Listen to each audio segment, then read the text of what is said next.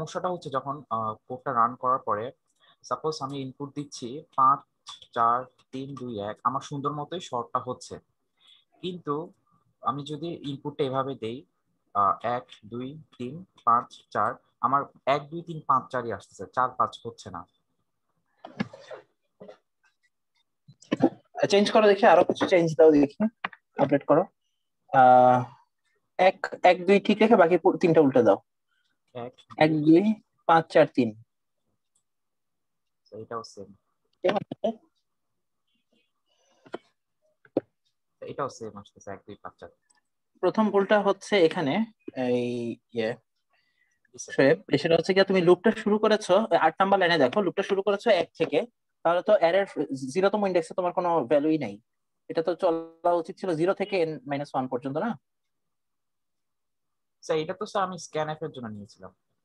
কিন্তু তারপরেও তোমার এর ফার্স্ট এলিমেন্টটা আসলে এর 0তম ইন্ডেক্সেই রাখা উচিত ছিল আর কি। তুমি এটা একটু আপডেট করে ফেললে মনে হয় আচ্ছা, বেটার। 0 থেকে আমি শুরু করবো এগুলো। জিরো টু n-1, রাইট, মানে এটা হলে আচ্ছা বেটার আচ্ছা হতো। আচ্ছা। আচ্ছা স্যার। কারণ কারণটা কি জানো?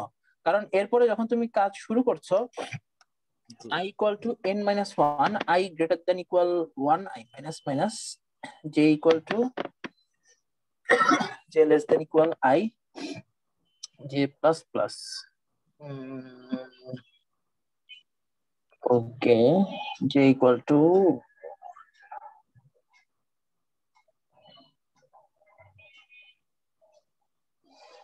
বাবল শর্টের সুডোকোড অনুযায়ী এই আউটার লুপটা চালানো শুরু করেছো তুমি j equal to 1 থেকে। এখানে তো লজিক্যালি মনে হয় একটু ইরর আছে। বাবল শর্টের সুডোকোডটা আছে? জি স্যার, আছে তো স্যার। বাবল শর্টের সুডোকোডটা ওপেন করো তো। আউটার লুপ আর ইনার লুপটা কোথা থেকে চালানো উচিত?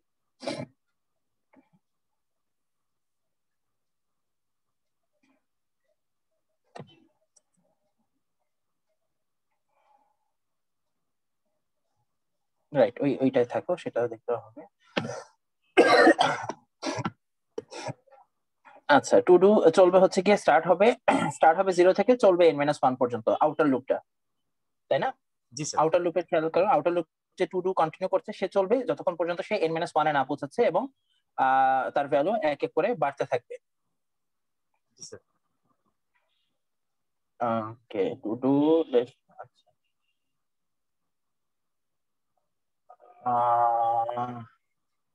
অথবা আচ্ছা, নিচে নামো দেখি, ইয়েতে যাও, প্রোগ্রামটা ইয়েতে যাও, আরেকটু নিচে নামো। এখান থেকে দেখো যদি এন হয়, আচ্ছা তোমরা ওইখান থেকেও শুরু করা যায়। 23 নাম্বার লাইনে চলে যাও দেখি, 23 নাম্বার স্লাইডে যাও দেখি। আচ্ছা, তাহলে ইন্ডেক্স শুরু হবে 1 থেকে টু ডু পর্যন্ত, রাইট। এন এর ভ্যালু 7, আচ্ছা 7 জোড়া সোয়াপ। ওকে, যাও দেখি, নিচে নামো দেখি, পরের স্লাইডে যাও। আচ্ছা, এবার হ্যাঁ, এবার যাও, কোডে যাও। আচ্ছা, এবার দেখি ওই অনুযায়ী তোমার কাহিনী কোন দিকে গেছে। আই মাইনাস মাইনাস বুঝতে পারছি, ওইখান থেকে শুরু করেছো, n equal 1।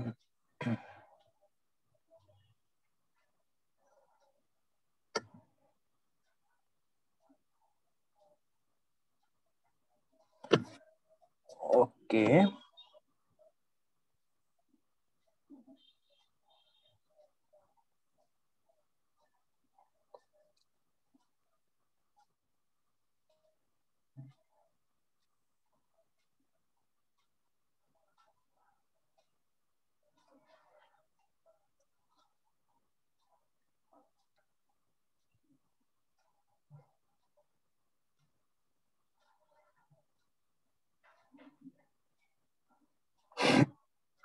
n-1 থেকে 1 পর্যন্ত, ঠিক আছে। 1 ইটারেশন হচ্ছে, এক এক করে কমতেছে। জি এর ভ্যালুটা 1 থেকে স্টার্ট করে চলবে হচ্ছে আই পর্যন্ত। ওকে, সো 1 থেকে আই, ওকে ফাইন। তাহলে 1 এর সাথে 2 এর কম্পেয়ার হবে, 2 এর সাথে 3, ঠিক আছে।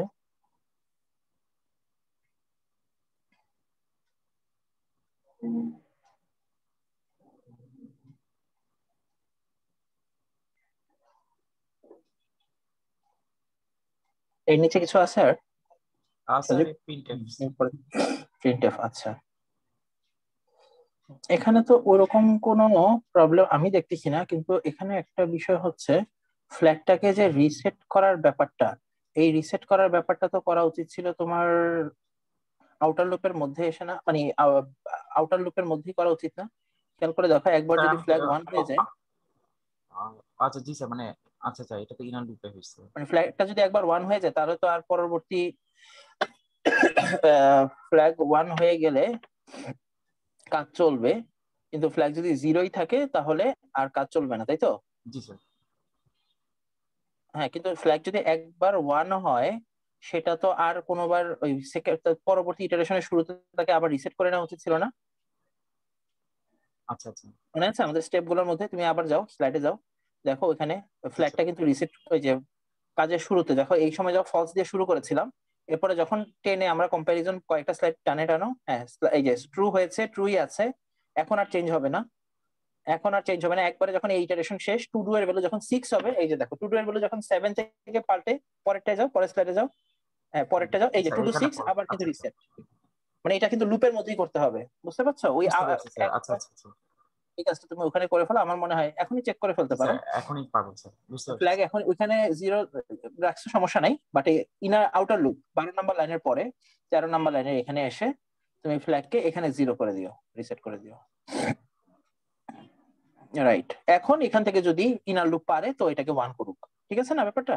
জি স্যার। প্রতিবার কাজের শুরুতে এটা ইয়ে হোক। এখন দেখো ঘটনা কি। স্যার এখনো তো সেম। এখনো এখনো প্রবলেম আছে, তাই তো? 1 2 3 5 4 ফ্ল্যাগ জিরো।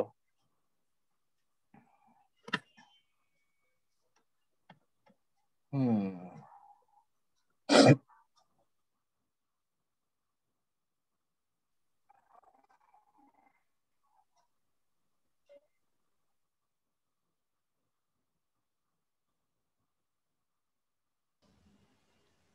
স্যার স্যার আমি কি এখানে একটা কোশ্চেন করতে পারি? আমি বুঝতেছি না একটা বিষয়। অন্যরা একটু দেখুন এই কোডটার মধ্যে কি প্রবলেম আছে, স্যার, তাহলে হয়তো প্রবলেমটার সলিউশন বের হবে।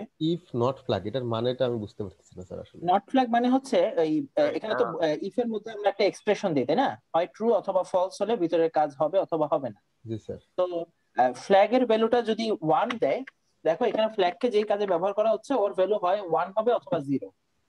জি তো স্যার। যখনই ফ্ল্যাগ এখানে লিখছো, এই আসলে এই যে ও চেঞ্জ করে দিয়েছে, জিনিসটা আসলে অনেকটা এরকমই, ফ্ল্যাগ ইকুয়াল টু জিরো কিনা। তুমি সব ব্যাক জি করো, স্যার। ওই ওই ইয়েতে যাও, ওই নোটেশনটা বুঝিয়ে আচ্ছা দিই। আচ্ছা আচ্ছা। হ্যাঁ, নট ফ্ল্যাগ মানে হচ্ছে যদি কখনো ফ্ল্যাগের ভ্যালু ওয়ান হয়, এই নট তাকে করে দিবে কি, নট গেট কি করে, নেগেশন করে দেয়। জি স্যার, যদি ফলস করে কখনো দিবে। ফ্ল্যাগের ভ্যালু হয় ওয়ান তাহলে এই নট তাকে বানাই দিবে জিরো, অর্থাৎ ইফ এর মধ্যে থাকবে জিরো। ইফ এর মধ্যে জিরো মানে ভিতরে ঢুকবো না। জি স্যার। আর তার মানে ইফ এর মধ্যে ঢুকতে হলে তোমাকে কি করতে হবে বলতো? অলরেডি নামের আগে একটা নেগেশন আছে, তার মানে ওকে নিজেরও হইতে হবে নেগেটিভ, অর্থাৎ জিরো। জি স্যার। তাহলে জিরোর নেগেশন হয় ট্রু বা অপোজিট হচ্ছে ওয়ান, সেক্ষেত্রে আমরা ইফ এর মধ্যে ঢুকবো। জি স্যার। অর্থাৎ ফ্ল্যাগ যদি কখনো জিরো থাকে, জিরো দিয়ে শুরু করেছিলাম, এই ইনার লুপ তাকে কোনোবার চেঞ্জ করতে পারে নাই ফ্ল্যাগের ভ্যালু, দ্যাট মিনস একটাও সোয়াপ হয়নি, ফ্ল্যাগের ভ্যালু জিরো ছিল, ইনার লুপ শেষেও জিরো আছে, তাহলে কিন্তু আলটিমেটলি আমরা ব্রেক করে চলে যাব, অর্থাৎ আমাদের এক্সট্রা কিছু ইটারেশন থেকে আমরা বেঁচে গেলাম। ওই যে মনে আছে কিনা জি স্যার। আর্লি ডিটেকশনের ব্যাপারটা, এই কাজ করেছি আর কি। জি স্যার, আমি ঠিক সেম আছে, তো প্রোগ্রাম নট ফ্ল্যাগ করেছি। এটাকে চাইলে ওইভাবে লেখা যায়, ফ্ল্যাগ ইকুয়াল ইকুয়াল জিরো কিনা সেটা চেক করা, ওইটা লিখলেও কোনো সমস্যা নেই, that is also G okay. Sir.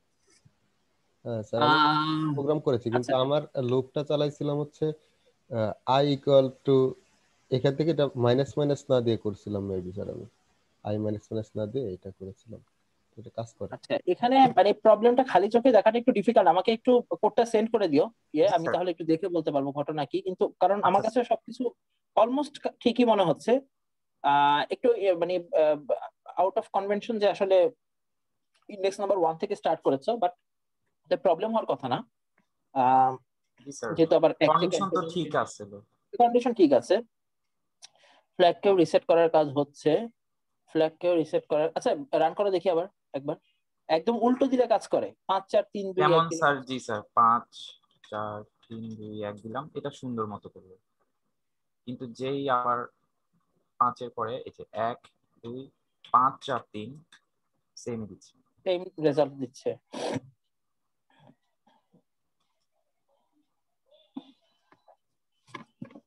মানে পরের সবগুলো সে করছে না, করছে না। তাই না? পরের সবগুলোকে সে করতেছে না। আচ্ছা আচ্ছা আচ্ছা, যদি আগেরটা পরেরটা চেয়ে বড় হয় এমন একটা কেসও পাওয়া যায় তাহলে আচ্ছা আচ্ছা, তো, উম,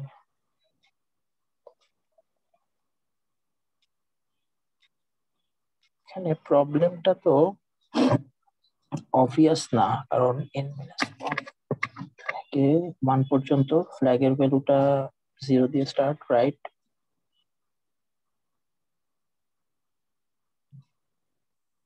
ও, একটা কাজ করো, জি স্যার। এটা একটা ভুল হলো। এই ফ্ল্যাগের ভ্যালুটা ইনার লুপের মধ্যে চেষ্টা করে আউটার লুপের মধ্যে টেস্ট করো।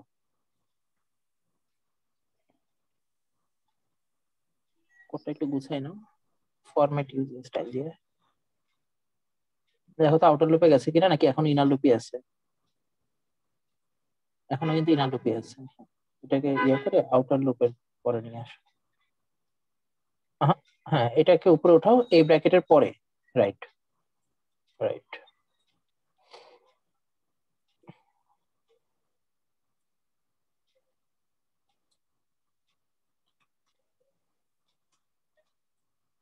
জি স্যার, এবার হয়েছে। একটু অন্য টেস্ট কেস গুলো চেক করে দেখো, জি 5 4 স্যার, 3 2 এবার 1। এবার এবার চলবে মনে হয়। 1 2 3। ঠিক আছে, একটু সুডো কোডের সাথে মিলাই দেখো, এখানে খালি চোখে বের করা একটু কঠিন। জি স্যার, হ্যাঁ, এবার এখন ঠিক আছে আমার প্রপারলি। মনে হয়। থ্যাংক ইউ সো এখন মাচ। ঠিক আছে, কারণ আলটিমেটলি ফ্ল্যাগের ভ্যালুটা নতুন একটা ইটারেশনে যাওয়ার সময় বারবার ইনার লুপের মধ্যে তো আমরা চেক করবো না, তাই না? ব্যাপারটা বারবার ইনার লুপে চেক করলে কি হয় জানো, একবার যখন ফ্ল্যাগ 1 হয়ে যায় তখন ইনার লুপের সামনের ইটারেশন গুলো আর হয় না, তাহলে পরের সবগুলো হবে কিভাবে, তাই না ব্যাপারটা? জি স্যার, সো এখানেই ইনার লুপকে থামতে দেওয়া যাবে না, ইনার লুপ একবার কমপ্লিট হোক, এর মধ্যে ফ্ল্যাগ তার ভ্যালু চেঞ্জ করে থাকলে চেঞ্জ করে বসে থাকুক, আউটার লুপ স্টার্ট করার আগে আবার ওকে চেক দিব। বুঝতে পারছি স্যার। থ্যাংক ইউ ঠিক স্যার। আছে, এটি আর কি। Thank you. ঠিক আছে, ঠিক আছে, আমি এই জন্য রেকর্ডিং এর মধ্যে রাখলাম যাতে সবাই একটু পার্টিসিপেট করে। তো থ্যাংক ইউ। সবাই কেমন আছে? কারোর সাথে কথাবার্তা বলা শুরু হলো না? আলহামদুলিল্লাহ স্যার, আপনি কেমন আছেন? সবাই ভালো আলহামদুলিল্লাহ আছি। স্যার। ওকে ওকে ওকে, তো আমরা কি আজকে স্টার্ট করতে পারি? আমরা মনে হয় স্টার্ট করতে পারি।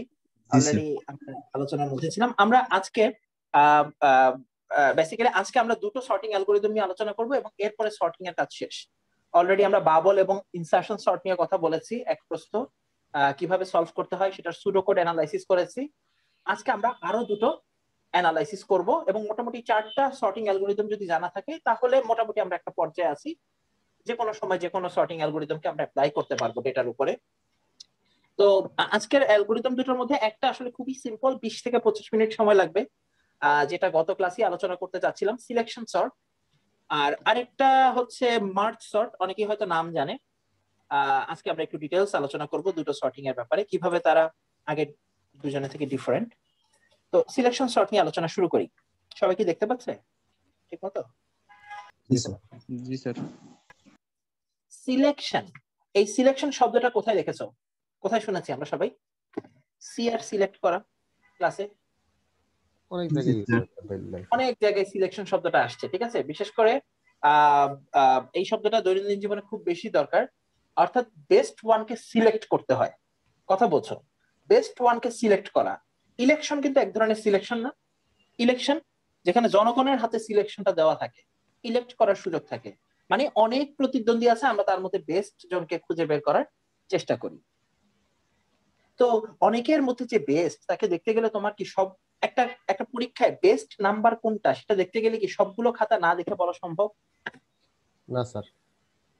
কোনো খাতা বাদ রাখা যাবে যে না 5টা খাতা পরে দেখি এই 45টার মধ্যে যেটা বেস্ট ওইটাই আমার ক্লাসের বেস্ট বলা যায়? ওই 5টার মধ্যেও বেস্ট থাকতে পারে।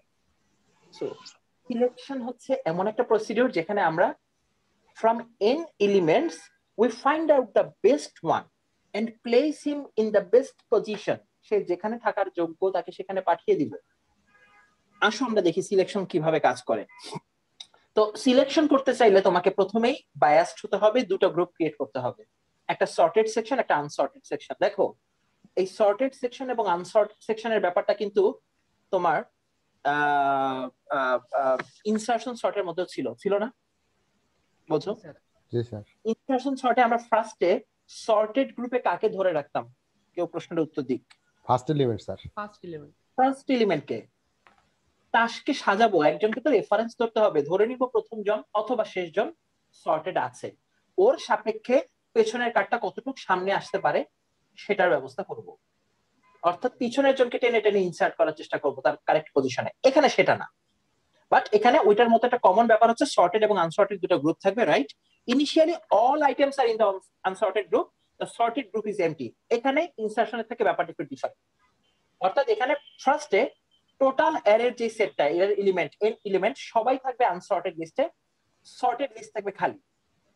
কেন করলাম বলো দেখি? একজনকেও আমি সর্টেড লিস্টে রাখবো না, কারণ কম্পেয়ার সবার মধ্যে হবে, বেস্ট যে সে গিয়ে বসবে কোথায়? সর্টেড লিস্টে প্রথম। এই জন্যই ব্যাপারটা ডিফারেন্ট। ইনসারশন সর্টে যেহেতু একজনকে বেস ধরা দরকার হয়, এই কারণে অলরেডি সর্টেড লিস্টে একজন থাকে, এখানে সেই ব্যাপারটা নাই। এখানে sorted list empty, unsorted list হচ্ছে ইনিশিয়ালি তোমার total array. Time to time ওই আনসর্টেড অ্যারে লিস্ট থেকে একজন একজন করে বেস্ট পারসন পিক হবে এবং সর্টেড পজিশনে গিয়ে বসবে। সো আসো আমরা দেখি ঘটনা কি ঘটবো। Select the best or largest item from the unsorted group, then put the best item in the sorted group. That's it. Simple idea. Unsorted array টা ঘাটো, আনসর্টেড অ্যারে প্রতি এলিমেন্টের কাছে যাও, বেস্ট পারসনকে পিক করো, পিক করে কোথায় বসাও? সর্টেড গ্রুপে, সর্টেড লিস্টে বসাও। Repeat the process until the unsorted group becomes empty. Unsorted group empty হয়ে যাওয়ার সাথে সাথে কাজ থামিয়ে দিব। সিম্পল কথা। আনসর্টেড লিস্টে কেউ নাই, তার মানে সবাই সর্টেড গ্রুপে চলে গেছে। সিলেকশন সর্টের এক্সাম্পলটা তোমাদের সাথে আলোচনা করি। দেখো 5 সাইজের একটা অ্যারে দিলাম, ইনডেক্স হচ্ছে 0 থেকে 4। আপাতত এই 5 জনের 5 জনই আছে কোন লিস্টে? Unsorted list.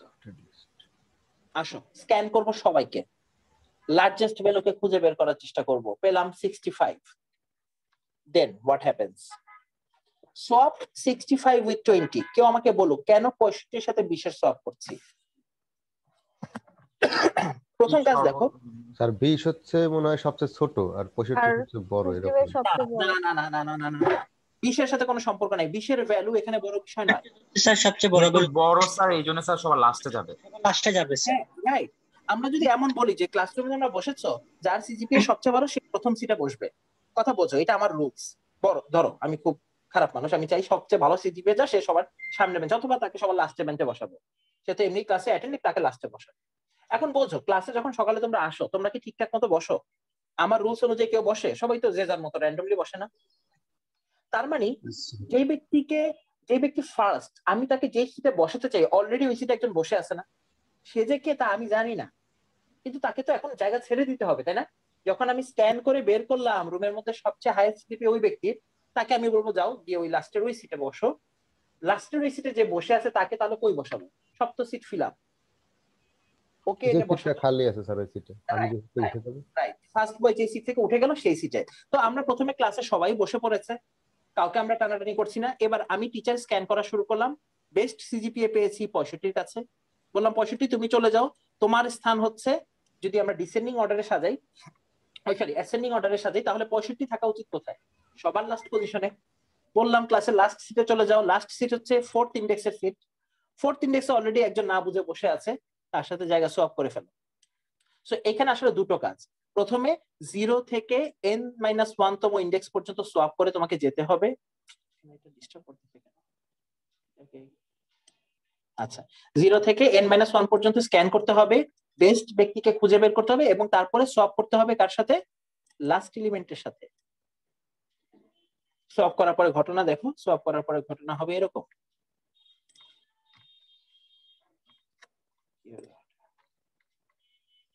ওকে, সোয়াপ 65 এবং 20, 65 এবং 20 যদি আমরা সোয়াপ করি, করার পরে ঘটনা হচ্ছে এটা। বাকি 3 জনের অবস্থান পরিবর্তন হয়নি, 65 জায়গা মতো বসে গেছে। এটা বলা যাবে না 20 জায়গা মতো বসেছে কিনা, 20 শুধুমাত্র জায়গা ছাড়লো, সে ভুল পজিশনে বসেছিল। এবার স্ক্যান করব কোন পর্যন্ত? এইবার স্ক্যান করব প্রথম চারটা রাইট। ইনডেক্স 3 আগেরবার আমার আনসর্টেড লিস্ট ছিল এটা, সর্টেড লিস্ট ছিল এমটি। এবার কিন্তু সর্টেড লিস্টে একজন বসে গেছে, সে তার জায়গা পেয়েছে, আনসর্টেড লিস্টটা ছোট হয়ে গেছে। সো 0 থেকে এবার n-2 পর্যন্ত স্ক্যান করলেই হবে। বেস্ট ব্যক্তিকে খুঁজে বের করব, বেস্ট ব্যক্তিকে আমাদের জন্য 60, এই ব্যক্তিকে জায়গা মতো বসাবো। সো আসো বাকিটুকু আমি আর ওভাবে করছি না। সোয়াপ 60 এন্ড 60, খেয়াল করে দেখো এরপরের কোন পজিশনটা ফাঁকা আছে। যেহেতু অলরেডি এই পজিশনে বেস্ট ব্যক্তি বসে গেছে, নেক্সট বেস্ট সে বসবে তার আগের সিটে। এটাকে আমার ট্র্যাক রাখতে হবে কোনোভাবে। সো মজার ব্যাপার হচ্ছে এবার 60 সেই পজিশনে বসেই ছিল, এই কারণে আসলে সোয়াপের প্রয়োজন হয় নাই। আমরা সামনে যাব, 60 অলরেডি তার পজিশনে বসে আছে। এবার আমার সর্টেড অ্যারে হচ্ছে 60 এবং 65, আনসর্টেড হচ্ছে এরা। স্ক্যান করব 0 থেকে এই পর্যন্ত, স্ক্যান করে পেলাম সর্বোচ্চ ভ্যালু হচ্ছে 35। তার বসা উচিত শেষের দিক থেকে 3 নাম্বার পজিশনে, অর্থাৎ এই পজিশনে। সে ওই পজিশনে 30-এর সাথে নিজেকে সোয়াপ করে নেবে। আনসর্টেড লিস্ট 30 এবং 20-এর সোয়াপ হবে কে? 30 বসতে চাইবে এই পজিশনে, 30 চলে আসবে এখানে। সোয়াপ 30 and 20 করে ফেললাম, সর্টেড হয়ে গেছে। খেয়াল করে দেখো একজন কিন্তু বাকি ছিল 20, বাট তাকে কিন্তু আর কারোর সাথে কম্পেয়ার করার দরকার হয়নি বলে। অর্থাৎ ব্যাপারটা এমন যে ক্লাসের মধ্যে 5 জন স্টুডেন্ট থাকলে বেস্ট 4 জনকে যদি তুমি তুলে আনো, তাহলে লাস্টের জনকে আসলে খুঁজে বের করার জন্য বা লাস্ট ব্যক্তিকে সেটা বোঝার জন্য কি আর কোনো ইনফরমেশনের দরকার হয়? দরকার হয় না। না স্যার। তো সিলেকশন সর্ট ব্যাপারটা এরকম। ইন জেনারেল যদি আমাদের হাতে n সংখ্যক এলিমেন্ট থাকে, n-1 সংখ্যক স্ক্যানিং এর মাধ্যমে কিন্তু রেজাল্ট বের করে ফেলা সম্ভব। আর আমি এবং একটা প্রতি স্ক্যানিং এ এখানে দেখতে পাচ্ছি স্যার, আমরা যদি n5 নেই, মাত্র 3টা লুপেই আউটার লুপ 3বার চললেই তো হয়ে যাচ্ছে। মানে মাইনাস 4 বার চলছে। আউটার লুপ তো 3বার দেখতেছি স্যার, একটা ইটারেশন, দুইটা। খেয়াল করে লাস্টেরটা দেখো তো হবে না স্যার। ও আচ্ছা, উপরে তো আরেকটা আছে। জি স্যার, ঠিক ঠিক আছে। আছে, টোটাল 4টা ইটারেশনে কিন্তু আমাদের কাজ চলবে। একটা ফার্স্ট স্ক্যান চালিয়ে তুমি বের করবে যে 65 বড়, এরপরে তাকে সোয়াপ। জি স্যার, এবার ঠিক স্ক্যান আছে। হবে এই অংশটা, সোয়াপ। সো আলটিমেটলি আসলে 4টা স্ক্যানিং এর পরে এই রেজাল্টটা আমরা পাচ্ছি। জি স্যার। আসুন এই অ্যারেটার আরেকটা জাস্ট একটা সিম্পল আমরা দেখে নিই, তাহলে আমাদের জন্য কোডে চলে যাওয়া খুব সহজ হবে। এখানে প্রবলেমটা তোমাদের জন্য এভাবে সাজানো হয়েছে, 6 এলিমেন্টের অ্যারে। কম্পারিজন যদি করা হয় তাহলে ওই ঘরকে আমরা হলুদ কালার করব। ডেটা মুভ করার দরকার হলে আমরা এরকম একটা কালার দিব, আর যেই পজিশন অলরেডি সর্টেড আছে তাদেরকে বোঝানোর জন্য আমরা এরকম একটা নীল কালার দিব। তো আপাতত কেউই সর্টেড নাই, কারোর মধ্যে এখনো ডেটা মুভমেন্টও শুরু করিনি এবং কম্পারিজনে স্টার্ট করিনি। সো আলটিমেটলি কোনো কালার করা হয়নি, আর পুরোটাই আনসর্টেড অবস্থায় আছে। আমাদের যেটা রুলস, সবাই আনসর্টেড পজিশনে থাকবে। আসো ফার্স্টে কম্পেয়ার হবে। কিভাবে কম্পেয়ার হবে খেয়াল করে দেখো। কম্পেয়ার করা শুরু হবে এখান থেকে, অর্থাৎ তোমাকে চেক করতে হবে 0 থেকে n-1 পর্যন্ত কে সবচেয়ে বড়। সো আমরা যাচ্ছি, স্ক্যান করা শুরু করেছি, 5কে স্ক্যান করলাম। আমার হাতে এখন পর্যন্ত সবচেয়ে বড় এলিমেন্ট 5। 1 স্ক্যান হলো, এখনো সবচেয়ে বড় এলিমেন্ট 5। 3 স্ক্যান হলো, 4 স্ক্যান হলো, 6 স্ক্যান হবে। আমার হাতে থাকা সবচেয়ে বড় এলিমেন্ট এখন 6। 5 ছিল, সেটাকে এখন চেঞ্জ করে আমার চিন্তা করতে হবে। অ্যারের ফার্স্ট বয় হচ্ছে 6, লাস্ট এলিমেন্ট 2 চেক হলো, ফাইন। আমার হাতে থাকা সবচেয়ে বড় এলিমেন্ট হচ্ছে 6 এবং সে যেতে চায় এই পজিশনে। এখন আমরা লার্জেস্ট ভ্যালুকে আমরা যেহেতু পেয়ে গেছি 6, তার পজিশনটা আমরা জানি। এবার আমরা একটা ডেটা মুভ করব। ডেটা মুভমেন্ট মানে হচ্ছে 6 যাবে লাস্ট পজিশনে, সো লাস্ট পজিশনে ব্যক্তি জায়গা ছেড়ে যেখানে বসা উচিত সেখানে বসে গেল। এবার আমরা সর্টেড পজিশনকে বলে ফেলতে পারি। আমাদের জন্য সর্টেড পজিশন কোনটা? Which one is our sorted position? Only 6. Index 5. Index 5. Excellent. So index 5 কে আমরা ডিফারেন্ট কালার করলাম। আনসর্টেড অ্যারে ইন্ডেক্স 0 to 4 চলবে স্ক্যানিং। আমি আর ডিটেইলস বলছি না, পুরোটা স্ক্যান করব। দেখো স্ক্যান করার সময় এবার আর 6 পর্যন্ত যাব না, স্ক্যান করা শেষ। 5 হবে আমার largest, swap with 2, data exchange. 2 যাবে 5 এর পজিশনে, 5 2 এর পজিশনে। আলটিমেটলি আমার এখন সর্টেড লিস্ট হয়ে যাবে 2 এলিমেন্টের, 5 এবং 6। এভাবে এটা চলতে থাকবে। দেখো প্রতিবার যখন আমরা স্ক্যান করছি, number of item to be scanned বাড়ছে না কমছে? আইটেম কমতেছে। কারণ স্ক্যান করতে হয় শুধু আনসর্টেড লিস্টকে, আর একটা আউটার লুপের ইটারেশন শেষে তো আনসর্টেড লিস্ট থেকে একজন বের হয়ে যায়। সো স্ক্যানিং পরের বার একজন কম হবে। তো ইট ইজ অ্যান অ্যাডভান্টেজ যে ইনার লুপ আসলে ডিক্রিজিং অর্ডারে চলবে। আউটার লুপটা চলবে কতবার? n আইটেমস এর জন্য n-1 টাইমস। মনে আছে কিনা? এই স্ক্যানিং এর কাজটা দেখো, আমি এখন থার্ড টাইম স্ক্যানিং করছি, স্ক্যানিং শেষ, লার্জেস্ট বের হলো, ডেটা সোয়াপ করার কথা, ও 4 ছিল, 4 এর সাথেই সোয়াপ হয়েছে। সো আলটিমেটলি কোনো পজিশনের কারো হেরফের হয়নি, তিনটা n minus value। 1 time sir, কিন্তু স্যার আমরা n তো minus 0 1 থেকে কাউন্ট করি, তো Right। এখানে লেস দেন অথবা n minus 2 ইকুয়াল দিলে n minus 2 তুমি দিতে ওটা হবে। যেভাবে করো, তোমাকে টোটাল n minus 1 টাইমস লুপটা চালাতে হবে। সো তুমি 0 থেকে স্টার্ট করলে চলো n minus 2, জি তাই না স্যার। ব্যাপারটা? 1 থেকে স্টার্ট করলে n minus 1, so ultimately n minus 1 Times যাতে আউটার লুপ চলে সেমন একটা ব্যবস্থা করতে হবে জি স্যার। আলটিমেটলি। আর আউটার লুপ যে ইটারেশনে আছে, দেখো আউটার লুপ যখন ফার্স্ট ইটারেশনে থাকে, আউটার লুপ যখন ফর এক্সাম্পল তুমি যদি n minus 1 থেকে 1 পর্যন্ত চলো, তাহলে তোমার জন্য কাজটা আরো সহজ হবে। আউটার লুপ যখন n minus 1 তম ইটারেশনে আছে, দেখো, অর্থাৎ তুমি যদি n minus 1 থেকে 1 এর দিকে আগাও, টোটাল কতগুলো কম্পারিজন করছো, আউটার লুপ চলবে মনে করো এতবার, সরি এটা 1।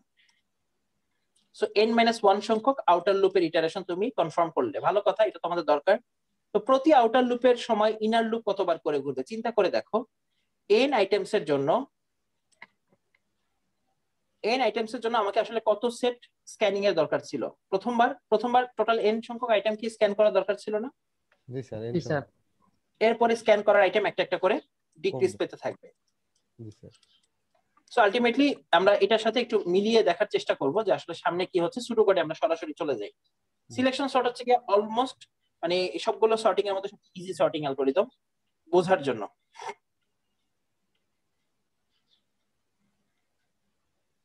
ডান, ওকে। সো আসো আমরা এবার সিলেকশন সর্ট অ্যালগরিদমে ডিটেইলস দেখি। আচ্ছা, একটা জিনিস খেয়াল করে দেখো, টোটালটাকে স্ক্যান করার পরে আমি হাইয়েস্ট ভ্যালুটাকে সবার লাস্ট পজিশনে রাখতে পারি, আবার সবচেয়ে ছোট এলিমেন্টটা বের করে ওকে সবার ফার্স্ট পজিশনে রাখতে পারি না? একই না জিনিসটা? জি স্যার। জি স্যার। সো কখনো এটা কনফিউজড হয় না। এখানে যতগুলো এক্সাম্পল দেওয়া আছে সবগুলোতে লার্জেস্ট এলিমেন্টকে রাইট মোস্ট পজিশনে বসানো হচ্ছে, অর্থাৎ এর মধ্যে স্ক্যান করে আমরা লার্জেস্ট পজিশনকে বের করার চেষ্টা করছি। অনেক ক্ষেত্রে সুডোকোড দেখতে পারো এরকম, যেখানে স্মলেস্ট এলিমেন্ট খুঁজে বের করার চেষ্টা করছে এবং তাকে ফার্স্টে টেস্ট করছে। একই কথা, অ্যাসেন্ডিং অর্ডার দুইভাবেই ঠিক আছে। তো আর এক্সাম্পলে যাচ্ছি না, আমি সরাসরি এবার সুডোকোডে যেতে চাই। সুডোকোডটা হবে, খেয়াল করে দেখো, আমরা যা বলছিলাম সেটাই, 0 থেকে n-2 পর্যন্ত। দ্যাট মিন্স কতগুলো ইটারেশন? n-1 সংখ্যক ইটারেশন, জি স্যার। যেখানে অ্যারের এলিমেন্টের first index 0, লাস্টেরটা n-1, that means n number of input. এখন প্রশ্ন হচ্ছে, যখন আমরা প্রথমে আউটার লুপ থেকে ভিতরে ঢুকে কি করব? স্ক্যানিং এর কাজ। কে সবচেয়ে বড় সেটা আমাকে বের করে দিবে, কে সবচেয়ে বড় সেটা বের করতে হবে। সো একজনকে তো আমার ধরতে হবে যে সে সবচেয়ে বড়। আমরা ঢুকেই আই জি ভ্যালুটা এখানে পাঠাচ্ছে, আমরা আপাতত ধরে নিব সেই আমার জন্য মিনিমাম। এর মিনিমাম বের করার সূত্র, এর বাইরের কাউকে মিনিমাম ধরে না। অনেক সময় আমরা ভুল করি, minimum equal to 0, minimum equal to -1 এরকম ধরে নেই না, ধরি মিনিমাম। এটা কখনো করো না। ক্যালকুলেট করা যাবে না। আমরা স্ট্রাকচার প্রোগ্রামিং এ দেখেছি যে এটা মারাত্মক প্রবলেম করে, ভুল হয় উত্তর। এর কোন একটা এলিমেন্ট কি নেগেটিভ মিনিমাম ধরে নাও। সো আমরা আপাতত আই যে ভ্যালুটা আমাদের কাছে ফার্স্টে পাঠাচ্ছি ইনার লুপের কাছে, তাকেই মিনিমাম ধরে নিব, সেই ইন্ডেক্সের ভ্যালু কি মিনিমাম। ভালো কথা। এখন ইনার লুপ চালাতে হবে, ইনার লুপ করবে কম্প্যারিজনের কাজ। কতবার চলছে খেয়াল করে দেখো, i+1 থেকে n-1 পর্যন্ত। সো আলটিমেটলি প্রথমবারে i এর মান যখন 0, লুপটা চলবে 1 থেকে 0 + 1, 1 থেকে n-1 4 পর্যন্ত। 1 2 3 4 চারটা টোটাল কম্পেয়ার করেই, 4 সেট কম্পেয়ার করেই তুমি 5 জনের মধ্যে হিসাব বের করে ফেলতে পারবে। কারণ কি? কারণ খেয়াল করে দেখো, ওই যখন তুমি 0তম ঘরে দাঁড়িয়ে আছো, সরি, তুমি 0-র সাথে যখন দাঁড়িয়ে আছো তখন আলটিমেটলি 0-র সাথে 1 কে কম্পেয়ার করবে। সো এক ঘর সামনে তুমি অলরেডি কম্পেয়ার করছো, এবং এই ভ্যালুটা কিন্তু ধীরে ধীরে কমে আসবে। তুমি খেয়াল করে দেখো, i এর ভ্যালু যত বাড়বে, i 0-র পরে যখন 1 দিবে, এই তোমার এই স্মলার রেঞ্জটা কিন্তু সামনে চলে আসবে। তোমার 1 থেকে 4, এরপরে বা 2 থেকে 4, 3 থেকে 4। সো আলটিমেটলি ধীরে ধীরে রেঞ্জটা কমে আসছে। এবং এখানে আমরা কি করছি খেয়াল করে দেখো, এখানে যে সুডোকোডটা দেওয়া আছে সেই সুডোকোডটা কিন্তু আসলে আমি যেটা বললাম, শর্টেস্ট এলিমেন্টকে সোয়াপ করে বামে নিয়ে আসার জন্য যে কম্প্যারিজন, সেটা অর্থাৎ মিনিমামকে খোঁজার চেষ্টা, ম্যাক্সিমামকে নয়। কনফিউজড হতে পারো যে স্যার কেন এতক্ষণ পর্যন্ত এক্সাম্পল দেখালেন ম্যাক্সের আর এখানে এক্সাম্পল মিনের। নো প্রবলেম, একই কথা। সো মিনিমামকে যেহেতু আমাদের খুঁজে বের করতে হবে, সো মিনিমামের জন্য আমরা এই কাজটা চালাবো। ইনার লুপ মিনিমামকে খুঁজে বের করবে, এবং যখনই মিনিমাম খুঁজে বের হবে, এই যে আই এর যে ভ্যালু আউটার লুপ, অর্থাৎ আউটার লুপ যেখান থেকে স্টার্ট করেছে 0, প্রথম ইটারেশন শেষে মিনিমাম ভ্যালু গিয়ে জমা হবে কোথায়? 0তম ইন্ডেক্সে। সেকেন্ড বার যাবে ফার্স্ট ইন্ডেক্সে, অর্থাৎ 0-র পরেরটা। সো যেটা আসলে ক্যারি করছে আই। এই কারণে ইনার লুপ শেষে তুমি যদি মিনকে খুঁজে বের করতে পারো, কাইন্ডলি ইনার লুপ থেকে বের হয়ে তুমি এই মিনিমামের ভ্যালুটা কোথায় প্লেস করবে? আইতম ইন্ডেক্সে, অ্যারের আইতম ইন্ডেক্সে, অর্থাৎ অ্যারের যেই পজিশনে মিন আছে সেই পজিশনের সাথে সোয়াপ হবে অ্যারের আইতম ইন্ডেক্স। এখানে মিন আসলে ভ্যালু না, এখানে মিন হচ্ছে তোমার ইন্ডেক্স, যে ইন্ডেক্সে তুমি মিনিমামকে খুঁজে পেয়েছো। ইনিশিয়ালি আমরা ফার্স্ট ইন্ডেক্সকে মিনিমাম ধরে নিব, যে এর লক্ষ্য হচ্ছে এই ভ্যালুটাকে আপডেট করার কোনো সুযোগ আছে কিনা সেটা দেখা। স্যার এটা কি ইনডেক্স আর ভ্যালু সব করে কাজ করা যাবে না? আরেকবার একটু। মানে এটা কি আমরা যে এখানে ইনডেক্স সোয়াপ করতেছি, ইনডেক্স থেকে ভ্যালু সোয়াপ করতেছি, কিন্তু আমি ডাইরেক্ট এটা করা যাবে না। কারণ কি জানো, তুমি ভ্যালু সোয়াপ করতে চাও, তুমি তো দেখো এটা কেন করা যাবে না। এই যে দেখো, তুমি প্রতিবার ঘরটা ছেড়ে আসছো না, কথা বোঝো। তুমি দাঁড়িয়ে আছো এই পজিশনে, তুমি মিনিমামকে খোঁজার চেষ্টা করছো। দেখো প্রথম মিনিমাম বসবে 0তম ইন্ডেক্স, এই কারণে তুমি কম্পেয়ার শুরু করেছো এই পজিশন থেকে n-1 পর্যন্ত। এটা স্ক্যান হবে। স্ক্যান করে তোমাকে একটা পজিশন রাখতে হবে না, মিন হচ্ছে তোমার জন্য সেই পজিশনটা যেটা ফার্স্টে তুমি ধরে রেখেছিলে, এটা 0তম ইন্ডেক্স আই, রাইট। আই প্রথমবার 0 দিয়েছিল, তাই তোমার মিন ছিল 0। এখন তুমি হাঁটা শুরু করবে কি আর 0 থেকে, নাকি পরের ঘর থেকে? নিশ্চয়ই পরের ঘর থেকে। এখন তুমি 1 থেকে n-1 হাঁটো। যদি কেউ তোমার থেকে ছোট হয়, আলটিমেটলি তুমি মিনকে আপডেট করে ফেলো। আপডেট করে ফেললে এই মিন তোমার ভ্যালুটা না রেখে তোমার ইন্ডেক্সটা রাখবে, এবং সেই ইন্ডেক্সের ভ্যালুর সাথে তুমি করবে, সলভ করবে কার?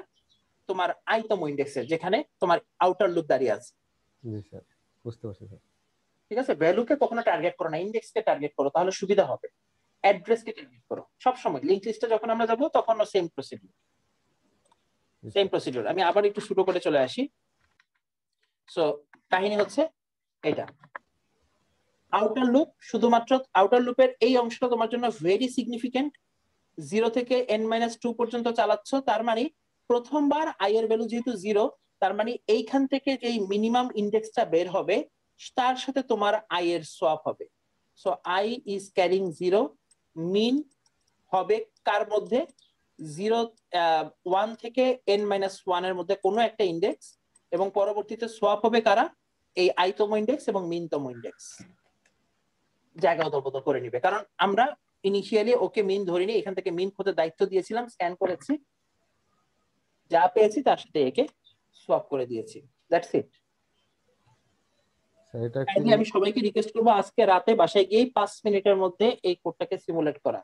একটু আগে যেটা তোমরা দেখেছো অলরেডি বাবুল স্যার যেভাবে করেছে, সুডো কোড দেওয়া থাকলে খুব ইজিলি এগুলোকে টার্গেট করে তোমরা ইয়ে করতে পারো। আমরা কি কোডটা করব, নাকি এটা বাসায় করার জন্য সময় দিব? ল্যাবেও সময় আছে, কোড করে আমার মনে হয় সময় নষ্ট করার দরকার নেই। স্যার কোডটা করে দিলে ভালো হয় স্যার। আমাদের ল্যাবে না স্যার কোড করায় না স্যার, বলে যে থিওরিতে তো করে আসছো, এখন স্যার একটা আসলে সুডো, শোনো, হ্যাঁ বুঝতে পারছি। আসলে একটা সার্টেন টাইম পরে আমরা আসলে শুধু এখন সুডো কোড আলোচনা করি, এরপরে কাজ থেকে বাসায় স্টুডেন্টরা এটা সুডো কোডটা দেখে কোডটা কিভাবে বানাতে হয় সেটা নিয়ে আলোচনা করবে। আচ্ছা ঠিক আছে, যদি বলো যে একটা কোড স্যার একটু দেখাই দেন, আমি দেখাই দিই, কিন্তু এই প্র্যাকটিসটা স্টুডেন্টদের আসতে হবে।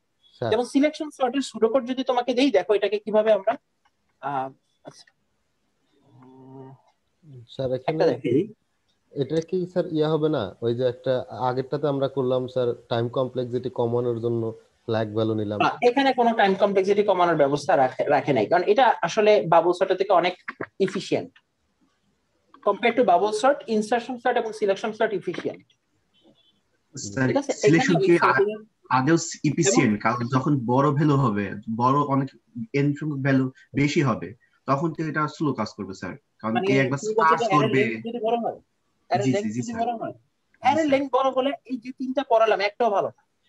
অ্যারে লেংথ যত বড় হবে, এই তিন ধরনের সর্টিং অ্যালগরিদমের একটাও বেটার না। বাট খারাপের মন্দের ভালো হচ্ছে ইনসারশন সর্ট সবচেয়ে ভালো, এরপরে সিলেকশন, এরপরে অনেকটাই এফিশিয়েন্ট। ঠিক আছে, ইনসারশন এদের মধ্যে সবচেয়ে বেটার, এরপরে সিলেকশন, দেন বাবল।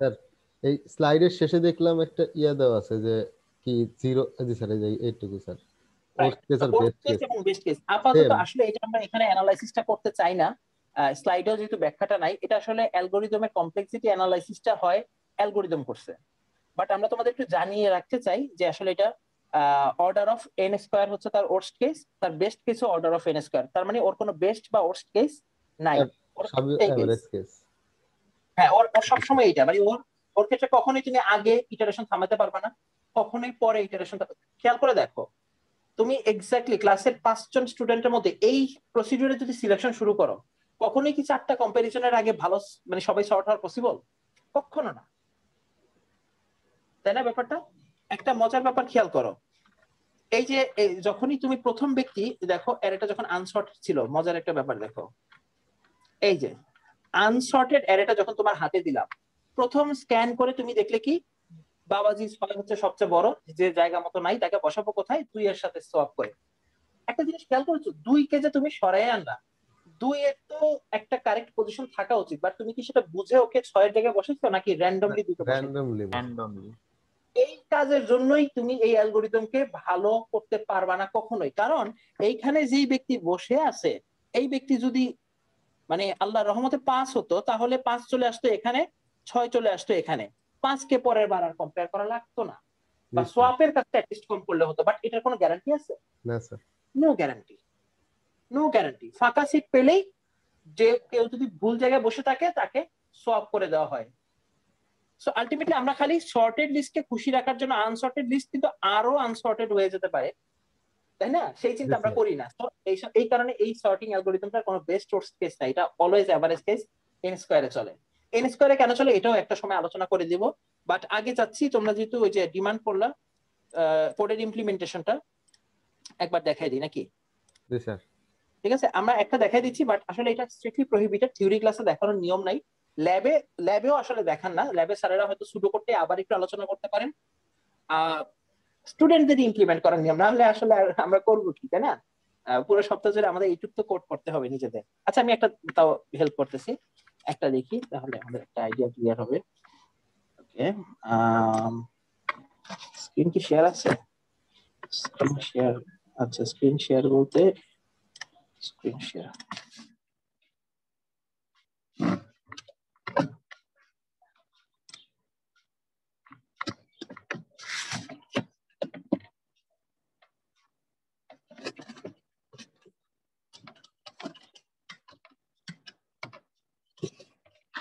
সো এই অ্যালগরিদমটা কমপ্লিট করার জন্য জাস্ট আমাদের প্রথমে যেই ইনিশিয়াল কাজগুলো সেটা করে রাখি। আমি কিন্তু মুখস্থ কোনো কাজ করব না, সুডো কোড যেহেতু আমাদের হাতে আছে, আমরা সুডো কোডের হেল্প নিয়েই কাজ চালাবো। সো ফার্স্ট আমরা একটা কাজ করতে পারি, একটা ইন্টিজার অ্যারে নাম্বার নিতে পারি, আপাতত মনে করো তার সাইজ 100। শোনো, এটা কিন্তু অ্যারের সাইজ না, এটা অ্যারের ক্যাপাসিটি। 100 ঘর তৈরি করলাম, আমরা সাইজ ইউজার থেকে নিয়ে নিব যে আসলে অ্যারের মধ্যে কতগুলো এলিমেন্ট নিয়ে আমরা কাজ করতে চাই। ফর এক্সাম্পল, আমরা সাইজ নামক একটা ভেরিয়েবল নিলাম, ইউজারকে বললাম যে আপনি কতগুলো সংখ্যা আপনার কাছে আছে অ্যারেতে রাখার মতো, ইন্টার অ্যারে সাইজ। অনেকে কনফিউজড হতে পারে যে স্যার 100 কি সাইজ কিনা, 100 সাইজ না, 100 ক্যাপাসিটি।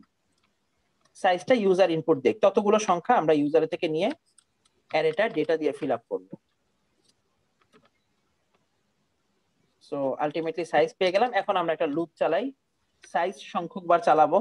সো লুপ চালানোর জন্য আমাদের একটা এক্সট্রা ভেরিয়েবল লাগবে, যেহেতু অ্যারের ইনডেক্স 0 থেকে স্টার্ট করা better, less than size i++। দেখো একটা লুপ চালাচ্ছি যেটা সাইজ সংখ্যক বার ঘোরে, কারণ আমি অ্যারের সাইজ ডিফাইন করেছি এটা। আর অথবা তুমি এটাও বলতে পারো অ্যারের সাইজ আপনি 1 থেকে 100 এর মধ্যে কিছু দেন, কারণ আমার অ্যারের ক্যাপাসিটি 100। আমরা কি করব, আমরা সিম্পলি ডেটা স্ক্যান করে ইউজারের থেকে ডেটা নিব। সো ডেটাগুলো রাখবো কোথায়? অ্যারের বিভিন্ন পজিশনে, নাম্বারের ডিফারেন্ট পজিশনে, এবং আইতম ইন্ডেক্স গুলোতে রাখবো। আই এর ভ্যালু যেহেতু বারবার চেঞ্জ হবে। সো আমরা ফাঁকা অ্যারে ডেটা দিয়ে ফিল আপ করলাম। এবার আসি আমরা সর্ট করার কাজে লেগে যাই। সর্ট করার কাজে লেগে গেলে আমি তোমাদের সাথে প্রথমত পরিচয় করে দিতে চাই সিলেকশন সর্টের সুডো কোডকে। সুডো কোড দেখে দেখে মিলাই ফেলবা। দেখো, সুডো কোডে আউটার লুপ চলবে হচ্ছে 0 থেকে n-2 পর্যন্ত, n সাইজের অ্যারের জন্য।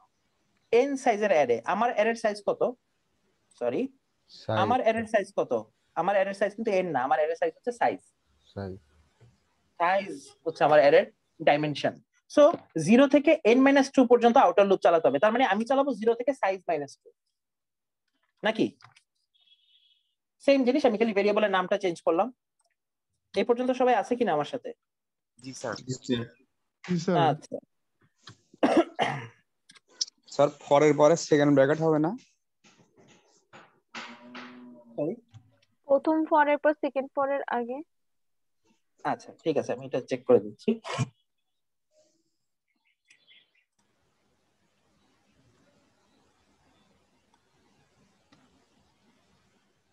আচ্ছা এই যে এই ফরের পরে সেটা বলছো? এক লাইনে একটা স্টেটমেন্ট সিঙ্গেল লাইনের স্টেটমেন্ট হলে, যদি কখনো কোনো ফরের মধ্যে সিঙ্গেল লাইনের স্টেটমেন্ট হয় তাহলে লাগে না। যদি একাধিক লাইনের স্টেটমেন্ট থাকতো তাহলে দিতাম, আর দিলেও কোনো সমস্যা নাই, দিলেও কোনো সমস্যা নাই। ঠিক আছে, এক লাইনের স্টেটমেন্ট হলে না দিলেও পারো। যেমন এখানে আমার সম্ভবত এক লাইনের স্টেটমেন্টটা হবে না। x প্লাস প্লাস, দেখো আমি আউটার লুপটা চালাচ্ছি কতবার, এক্স্যাক্টলি কতবার, 0 থেকে সাইজ -2 সংখ্যক বার, মানে এক্স্যাক্টলি। আচ্ছা আমি যদি সবার সুবিধার জন্য এই সাইজ উল্লেখ না করে n দেই তাহলে মনে হয় সুবিধা হবে। দেখো ফার্স্টে 0 থেকে n-1 পর্যন্ত লুপ চালাচ্ছি, তার মানে এর ফাঁকা ঘরগুলো যেটা দিয়ে ফিল আপ করছি গেল। এরপরে আউটার লুপ চালাবো। আউটার লুপ কি করে খেয়াল করো, স্ক্যানিং এর কাজ করে। কতগুলো স্ক্যানিং লাগবে? n সংখ্যক ডেটা থাকলে n-1 সংখ্যক স্ক্যান লাগবে, টোটাল n-1 সংখ্যক। তার মানে টোটাল n-1 সংখ্যক স্ক্যান করতে চাইলে 0 থেকে হাঁটলে n-2 পর্যন্ত চললেই হয়। 0 থেকে n-2 হচ্ছে টোটাল n-1 নাকি? আমরা আউটার লুপ রেডি করলাম। আসো এবার ইনার লুপ দেখি। আমরা কিছু করব না, ওরা যা করতে বলে আমরা সেটাই করব। তো ডিস্টার্ব করতেছে একই জিনিস। আচ্ছা এরপরে হচ্ছে ইনার লুপে যাওয়ার আগে আমরা আই যে ভ্যালুটা দিচ্ছে সেটাকে আমরা আমাদের মিনিমাম ইনডেক্স হিসেবে জেনে নিব। ভালো কথা, করব এটা। আর আমরা আউটার লুপ ইনার লুপটা চালাবো কোথা থেকে? i+1 থেকে n-1 পর্যন্ত। এইটা n-1 পর্যন্ত কেন চালাবো বলতো? কারণ একদম শেষ বান্দা পর্যন্ত আমাকে স্ক্যান করতে হবে না। কোনো ঘর ছাড়া যাবে? কোনো ঘর ছাড়া যাবে না। একটা ঘর শুধু ছেড়েছি কেন জানো? একটা ঘর, যে দেখো i এর মান 0 কিন্তু হাঁটা শুরু করেছি 0+1 থেকে। কারণ কি? কারণ এই 0তম ঘরকে আপাতত আমার মিনিমাম ধরেই নিয়েছি, এই কারণে আর ওকে স্ক্যান করলাম না, তার ডানের ঘর থেকে স্ক্যান করলাম। যখন i আমাকে 1 দিবে তখন আমি 1তম ঘরকে আমার মিনিমাম জেনে নিব। তাইলে তখন কি আর 1 থেকে হাঁটা দরকার আছে? তখন হাঁটবো 2 থেকে। এই কারণে i যাকে দিবে ওটাকে যেহেতু আমি আমার আপাতত মিন মেনে নিয়েছে, হাঁটবো তার থেকে এক ঘর সামনে। তুমি যদি এই ঘর থেকেও হাঁটো না, আই থেকেও হাঁটো, কোনো সমস্যা নাই, কিন্তু একটা এক্সট্রা বার লুপটা ঘুরালে, যেটা প্রোগ্রামিং এ প্রহিবিট করা হয়। তো আমরা ইনার লুপ চালাবো, আমরা মিনিমাম সেট করব, ভিতরে কম্পেয়ার করব। আসো আমরা বাকি কাজ করে ফেলি। ইনার লুপ চালানোর আগে আমরা আমাদের একটা মিনিমাম ইনডেক্সকে রাখানোর জন্য একটা ভেরিয়েবল রাখি, সরি মিন। মিনের ভ্যালু ওখানে কিছুই সেট করলাম না, আপাতত মিনের ভ্যালু কি দিব তোমরা বলো? এক্স যা ভ্যালু দিচ্ছে তাই আমার জন্য মিন, মেনে নিলাম। ইনার লুপ শুরু করি, স্ক্যানিং শুরু করি। স্ক্যানিং করা শুরু করবো কোথা থেকে? যে ঘরে দাঁড়িয়ে আছি, আউটার লুপ যে ঘরে দাঁড়িয়ে আছে তার সামনের ঘর থেকে x+1 থেকে হাঁটা শুরু করব। সো আলটিমেটলি আমার আরেকটা ভেরিয়েবল লাগবে আউটার লুপের জন্য। দেখো ভেরিয়েবলের লিস্ট সবসময় এভাবে তৈরি করবে যখন যা দরকার। সো y সবসময় হাঁটা শুরু করবে x+1 থেকে, চলবে কতক্ষণ পর্যন্ত? কতক্ষণ? একদম লাস্ট ঘর, n-1তম ইনডেক্স, রাইট? n-1 লাস্ট ঘর পর্যন্ত সে যাবে এবং এক এক করে বাড়বে। যাক, ভিতরে ঢুকে কি হবে? শুধু কম্পেয়ার, শুধু কম্পেয়ার। কার সাথে কার কম্পেয়ার? আমাদের অ্যারেটার নাম কি? অ্যারেটার নাম হচ্ছে নাম। নাম্বারের তোমরা খেয়াল করে দেখো এখানে কম্প্যারিজনের ব্যাপারটা বলা আছে। কম্পেয়ার করছে কি? যদি এই যে ইনার লুপের যেতম পজিশন মিনিমামের থেকে ছোট হয় তাহলে মিনিমামের ভ্যালুটা আপডেট করে দিব। আসো আমরা চেক করি যে y যে ভ্যালু ভিতরে দেয়, আমি চেক করে দেখব ইফ আমার নাম্বার অ্যারে y-তম পজিশন মিনিমামের থেকে ছোট কিনা। মিনিমামের থেকে ছোট কিনা, তাহলে আমার মিনিমাম আসলে আসল মিনিমাম নয়। আসল মিনিমাম হচ্ছে নাম্বারের y-তম ইনডেক্স। কথা বুঝতে পারছো কিনা? আমি একজনকে ধরে নিয়েছিলাম আপাতত, কিন্তু সামনে লিস্টে দেখলাম যে এমন একজন পাওয়া যাচ্ছে যে আমার থেকেও ছোট। সাথে সাথে আমার ভ্যালুটা আপডেট করে নিব, মিনিমাম ইনডেক্সের ভ্যালুটা আপডেট করে নিব। সরি, এটা মিনিমামের ভ্যালুটা তো ইন্ডেক্স দিয়ে আপডেট করা উচিত ছিল, এটা তো ভ্যালু আপডেট হয়ে গেল না? ভ্যালু দিয়ে আপডেট করলাম না, সরি, এটা না করে আমরা ওয়াই দিয়ে আপডেট করব, ওয়াই। ঠিক আছে, তো ভ্যালু অফ মিনিমাম, এটা হচ্ছে নাম্বারের মিনিমাম ইন্ডেক্স। কম্পেয়ার হবে সবসময় ভ্যালুর সাথে। মিনিমাম ইন্ডেক্সে থাকা ভ্যালুর থেকে ওয়াই তম ইন্ডেক্সে থাকা ভ্যালু বড় কিনা, ছোট কিনা। ছোট হলে এই ওয়াই তম ইন্ডেক্সের ভ্যালুই আমার জন্য মিনিমাম। সো আলটিমেটলি আমার মিনিমাম ইন্ডেক্স আগেরটা থাকবে না, হয়ে যাবে ওয়াই। চলুক এই লুপ যতক্ষণ চলবে, বারবার মিনিমাম আপডেট হবে, হোক। আসো দেখি আমাদের অ্যালগোরিদম আমাদেরকে আর কি বলে। ইফ এর মধ্যে আর কোনো কাজ নাই, ইনার লুপের মধ্যেও কোনো কাজ নাই। ইনার লুপ থেকে বের হয়ে আউটার লুপ ত্যাগ করার আগে, দেখো এই যে এখানে এই জন্যই সাইন গুলো দেওয়া আছে, খেয়াল করেছো কিনা সাইনটা? এই সাইনটা আউটার লুপের সাইন। আউটার লুপের এক্সিকিউশন 1, এর মধ্যে ইনার লুপের এই দুটো কাজ হবে। ইনার লুপ থেকে বের হয়ে আবার আউটার লুপে একটা সোয়াপ করতে হবে। সোয়াপ করবো কার সাথে কার? অ্যারের আইতম ইন্ডেক্সের সাথে অ্যারের মিনিমাম ইন্ডেক্সকে। আসো আমরা সোয়াপ করি। সো ইনার লুপ গেল এটা, ইনার লুপ থেকে বের হয়ে গেলাম। আউটার লুপ ত্যাগ করার আগে, অর্থাৎ আবার তো লুপ ঘুরে একটু পরে ফরের কাছে যাবে, তার আগে সোয়াপের কাজ করতে হবে। সোয়াপের কাজ করার জন্য আমরা একটা টেম্পোরারি ভেরিয়েবল নিই। সোয়াপ হবে কার কার মধ্যে? আমরা একটু আগে দেখে নিয়েছি, সোয়াপ হবে এই দুজনের মধ্যে, অ্যারের মিনিমাম এবং অ্যারের আই। অ্যারের আই হচ্ছে ওই আউটার লুপের আই।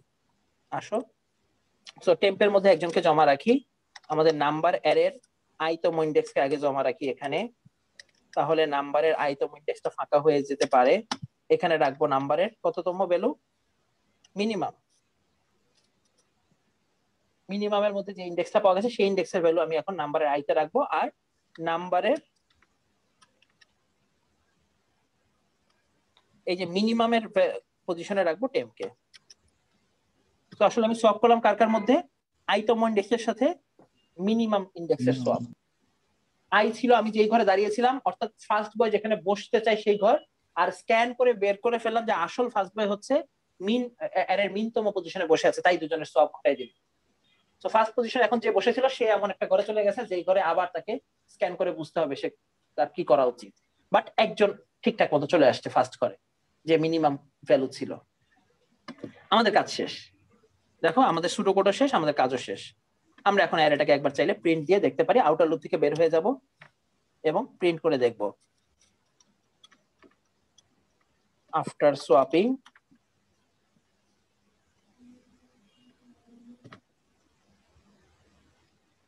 লুপটাকে আমরা এইভাবেই কন্টিনিউ করি। এই লুপটাই যেহেতু চলবে, এটা হবে প্রিন্টএফ। স্পেস রাখি, একবার চেক করে দেখি যে whether the code is okay or not.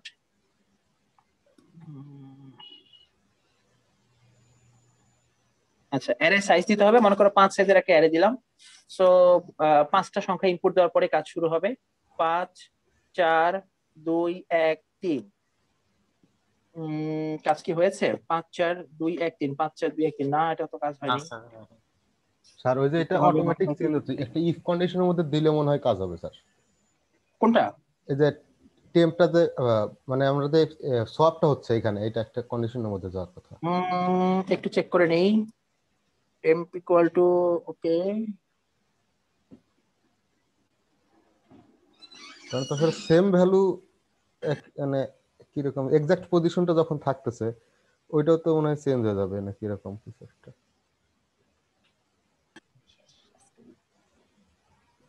আচ্ছা একটু একটু লাইনে থাকো।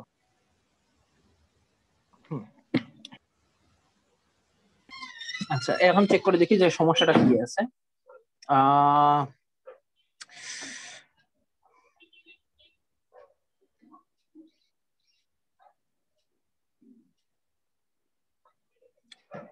x+1 থেকে n-1 পর্যন্ত চলবে, right?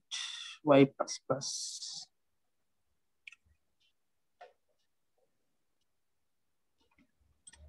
We did everything right, okay?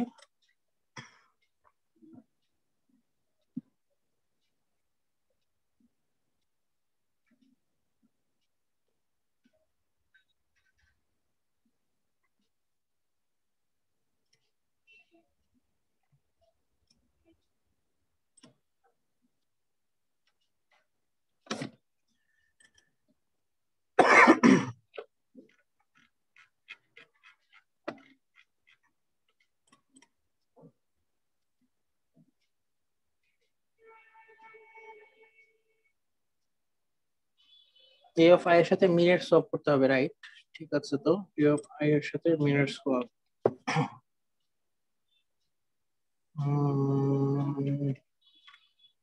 এই মেকিং মিস্টেক, সাইজ n 0 থেকে n নিলাম, নাম্বারের আইটেম হবে এখানে। আচ্ছা, এখানে একটা ভুল করলাম যে কেউ বললো না, এখানে তো এটা এক্স, এটা আই দিলাম কেন? ও তাই না, এই লুপে তো আই নাই, জি স্যার। এটা এক্স হবে। সুডো কোড আর এটার নোটেশন ঠিক নাই যে, এই জন্য। এখন তো ঠিক থাকা উচিত। অ্যারে সাইজ যদি 5 দেই, 5 4 3 2 1, ঠিক আছে কিনা? 1 2 3 4 5। একটা কাজ করতে পারো, অনেক সময় পরীক্ষা এটা থাকে যে তোমরা ইন্টারনাল ইটারেশন গুলা দেখো, অর্থাৎ প্রতি স্ক্যানের পরে মানে অবস্থা কি হচ্ছে সেটা চেক করে দেখাও। তো সেক্ষেত্রে তোমরা চাইলে এই লুপটাকে এখানেও কোথাও দেখাতে পারো, ঠিক আছে?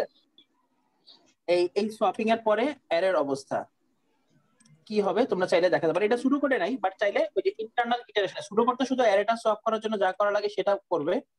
এখানে ফর লুপটা দিলে কি হবে জানো, প্রতিবার এক একটা সোয়াপ শেষে তুমি কি অবস্থা আছে অ্যারের সেটা দেখতে পারবে। সো আমরা একটা চাইলে ঘটনা ঘটাতে পারি এক্সট্রা লাইন দিয়ে, অ্যারে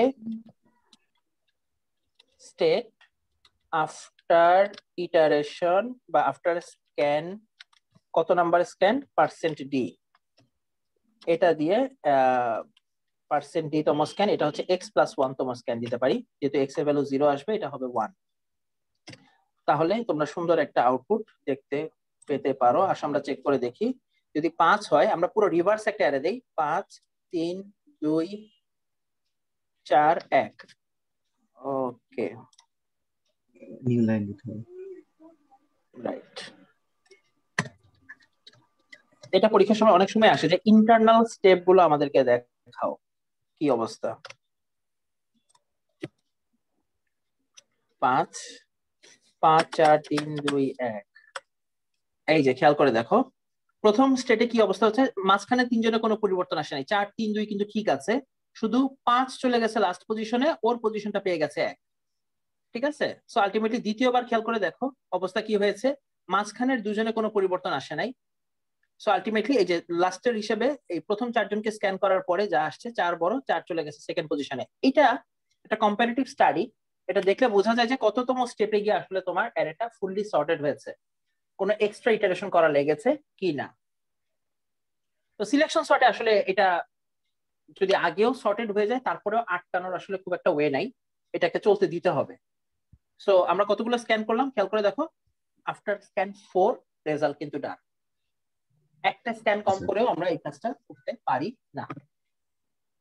সবচেয়ে ফুললি রিভার্সড, আবার ভালো কথা কি, সবচেয়ে খারাপ অবস্থা কিন্তু এটাই, ফুললি রিভার্সড অবস্থায় আছে, এই অ্যারেটাকে সর্ট করতে এর বেশি স্ক্যানিং এর প্রয়োজন নাই, n-1 সংখ্যক স্ক্যানিং। ব্যাপারটা কি ধরতে পারলাম কিনা সবাই প্লিজ? আর সুডো কোড দেয়া থাকলে এখন কি বসে বসে বানাতে পারবো না কোড নিজেরা? জি স্যার পারবো স্যার। এটা কোনো স্যার এই কোডে আমরা মানে যেই টিচার তোমাকে কোড করে দেয় উনি তোমার শত্রু, এটা মনে রাখবা। যদি কেউ কোড করে দেয়, বলে যে আমি কোড করে দিই, তোমরা বসে দেখো, এটা কখনো অ্যালাউ করবে না যে স্যার আমি আগে ট্রাই করি সুডো কোডটা। পৃথিবীর যে কোনো জায়গায় কোম্পানি তোমাকে সুডো কোড দিবে, ঠিক আছে, তোমাকে আর্কিটেকচার দিবে, ওই সুডো কোড দেখে তুমি যদি ম্যাপিং করতে পারো you are the best. Okay ji sir. Sir এখানে আমার একটা কথা ছিল স্যার, আমি যে আপনার ইফ কন্ডিশনের কথা বললাম স্যার, এখানে মনে হচ্ছে আমরা একটা কাজ বেশি করতেছি স্যার, যেটা প্রয়োজন ছিল না। যেমন আমার যদি একটা এক্সাক্ট পজিশনে থেকেই থাকে ওইটা, মানে আমি যদি এই আমার মিনের ভ্যালু যদি ওয়াই না হয়, মানে এই ফর লুপের মধ্যে ইফ কন্ডিশনের মধ্যে যদি ছোট বড় না হয়, তারপরেও কিন্তু আমার এই কাজটা হচ্ছে এখানে, মানে আউটার লুপের কাজটা হচ্ছে। আউটার লুপের কাজ তো হবেই। মনে করো তোমার ওই যে তুমি যেটা বলতে চাচ্ছ যে পুরো ঘর স্ক্যান করে যাকে পেলাম সে ওই পজিশনে বসে আছে অলরেডি, জি স্যার, তাই না? কিন্তু এই কাজের জন্য দেখো এটার জন্য প্রি রিকুইজিট কি, পুরো ঘরকে স্ক্যান করতে হবে। অবশ্যই স্যার, স্ক্যান করতে হবে এবং ওই ভ্যালুটা যে ওই পজিশনে বসে আছে সেটা জানতে হবে না, এই কম্পেয়ারটা তো করতে হবে। আদারওয়াইজ তুমি কিভাবে জানতে পারবে যে ঘটনাটা এই? স্যার মিনের ভ্যালু যদি চেঞ্জ না হয় স্যার, তাই তো বুঝতে পারবো যে স্যার আমার আচ্ছা মনে করো চেঞ্জ হলো না, জি স্যার, এইটার জন্য তো তোমাকে ইনার লুপ চালানো লাগবে। জি স্যার। ইনার লুপ চালায় তুমি দেখলা কি মিনের ভ্যালু একবারও চেঞ্জ হলো না, মানে এই ইফের মধ্যে একবারও ঢোকেনি। ব্যাপারটা এরকম, ধরো জি স্যার তুমি যে পজিশনে দাঁড়িয়ে আছো ওই পজিশনই মিনিমামটা, মানে এই যে এইটাই মিন ছিল, এইটাই জি মিন স্যার হয়ে গেছে। এটাই মিন আছে। আচ্ছা ভালো কথা, তার মানে এই ইফের মধ্যে ঢোকে না, কিন্তু এই ইটারেশনটা কিন্তু হচ্ছে। জি স্যার ভালো কথা, আউটার লুপ থেকে বের হও। এরপরে তুমি বলছো কি যদি এরকম কিছু না হয় তাহলে এই সোয়াপটা করবো না, তাই তো? করবো না। জি স্যার আমি এটাই কোশ্চেন। ওকে, এইটা তুমি বলতে পারো যে রাইট স্যার, এখানে একটা ফ্ল্যাগ রেখে, এখানে সবাই বুঝতে পারছো ও কি বলতে যাচ্ছে, যে স্যার যেই পজিশনে আমরা মিনকে ফার্স্টে ধরে রাখি আর স্ক্যান করা শুরু করি তার সামনের ঘর থেকে শেষ ঘর, এমন যদি হয় যে সামনের ঘর থেকে শেষ ঘরে মিনিমামটা নাই, ওই মিনিমাম, অর্থাৎ এই স্ক্যান তো করলাম, করে কিন্তু মিনিমামটাকে পাইলাম না, এইটাই মিন রয়ে গেল, তাহলে কি স্যার আর এই সোয়াপের দরকার আছে? সোয়াপের তো দরকার নেই, ও তো নিজের ঘরের সাথে নিজের সোয়াপ করবে, তাই না ব্যাপারটা? জি স্যার আলটিমেটলি হ্যাঁ, এটাকে তুমি চাইলে আটকাতে পারো, বাট আলটিমেটলি এটার জন্য যে একটা কন্ডিশন চেক করা লাগবে, ওইটাও কিন্তু একটা এক্সিকিউশনের অংশ, তাই না ব্যাপারটা?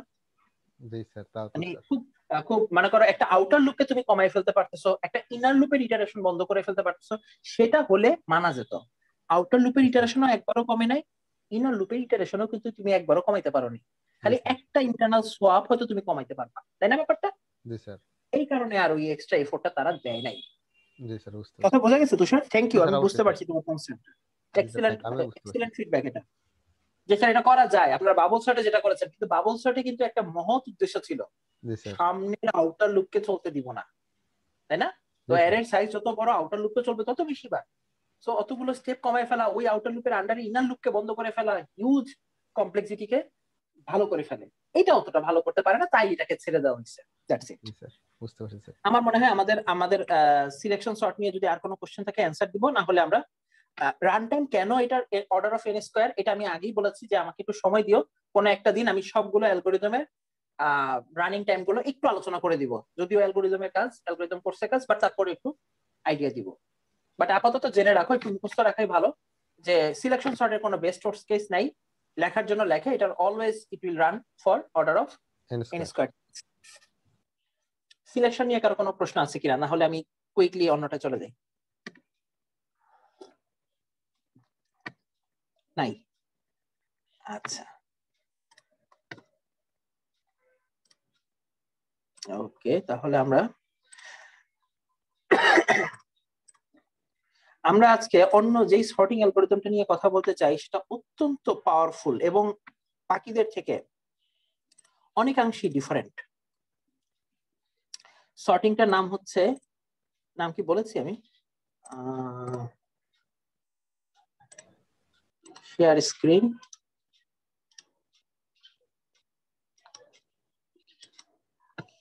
Merge sort algorithm. Merge sort algorithm, এই সর্টের নামটা শুনেছে কারা কারা? জি স্যার শুনছি। আচ্ছা, এতদিন পর্যন্ত যে তিনটে অ্যালগরিদমকে আমরা দেখেছি, বাবল, ইনসারশন, সিলেকশন, কোনটার মধ্যে কি রিকারশন ছিল? রিকার্সিভ অ্যাপ্রোচ ছিল? ছিল না। না স্যার। রিকারশন না থাকা মানে হচ্ছে এটা ইটারেশনের উপর ডিপেন্ডেন্ট। দুই ধরনের ওয়েতে প্রবলেম সলভ করা যায়, একটা হচ্ছে রিকারসিভ মেথড আর একটা হচ্ছে ইটারেটিভ মেথড। আমরা তিনটা অ্যাপ্লাই করেছি, ওগুলো ছিল ইটারেটিভ প্রসেস। এখন আমরা ফার্স্ট একটা অ্যালগরিদম দেখবো যেটা ইটারেটিভ প্রসেসের থেকে বেশি গুরুত্ব দেয় কাকে? রিকার্সিভ মেথডকে। তো রিকারসিভ মেথড, রিকারশন সম্পর্কে আমি খুব বেশি ডিটেইলস বলতে চাই না, অলরেডি তোমরা জানো যে কোন একটা ফাংশন কোন একটা স্পেসিফিক কাজ করার জন্য নিজেই নিজেকে কল করে। রিকারশনটা একটু ভালোভাবে বুঝান, কারণ আগের সেমিস্টার গুলোতে রিকারশনে অনেক প্রবলেম ছিল, তো মানে এটাই খুব একটা প্রবলেম আছে। রিকারশন এমনি একটা প্রবলেম, বুঝতেই পারি না, মাথার মধ্যে যাই না একদম বের। আচ্ছা আচ্ছা আচ্ছা, তো আমি রিকারশন নিয়ে তাহলে 10-15 মিনিট একটা লেকচার দিব। রিকারশনটা না বুঝলে আসলে কাজ শুরু করা খুব ডিফিকাল্ট। তো রিকারশন নিয়েও একটু বক্তৃতা দিব। রিকারশনের বেসিক কনসেপ্টটা জাস্ট একটু জানাই রাখি, সেটা হচ্ছে কোন সময় যদি একটা ফাংশন নিজেই নিজেকে কল করে, এটাকে বলা হয়ে থাকে রিকারশন। দেখো, মনে করো একটা ফাংশন আছে, ফাংশন এক্স, ঠিক আছে? মনে করো তোমার ফাংশনের নাম হচ্ছে ইন্টিজার এক্স, এই হচ্ছে তোমার ফাংশনের নাম, এই হচ্ছে ফাংশনের বডি। আমরা তো জানি একটা ফাংশন থেকে চাইলে অন্য একটা ফাংশনকে কল করা যায় না, যায় তো? জি স্যার। একটা ইউজার ডিফাইন্ড ফাংশন থেকে অন্য যে কোনো ইউজার ডিফাইন্ড ফাংশনকে কল করা যায়। করলে কি হয়?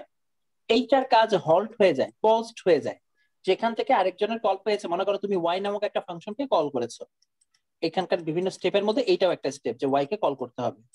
তো যখন হয় এই দুটো লাইনের কাজ তো ঠিক মতো এক্স এর মধ্যে হয়, বাট ওয়াই এর কাছে যখনই কল পায় কম্পাইলার করে কি এক্স এর কাজ এখানে হল্ট করে রাখে, মানে এই কাজগুলো আর হয় না, পরের কাজগুলো চলে যায় কার কাছে, ওয়াই এর কাছে।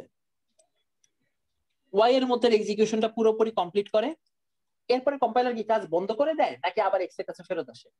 এক্স এর কাছে ফেরত যাবে স্যার, ফেরত রিটার্ন আসবে, ভ্যালু নিয়ে যাবে। ওখানে রাইট। রিটার্ন করবে। রিটার্ন নিতেও পারে নাও নিতে পারে, এটা বলা যায় না যে ওয়াইকে আমি জি কোনো স্যার, কিছু রিটার্ন করতে দিলাম কিনা, নাও দিতে পারি দিতেও পারি।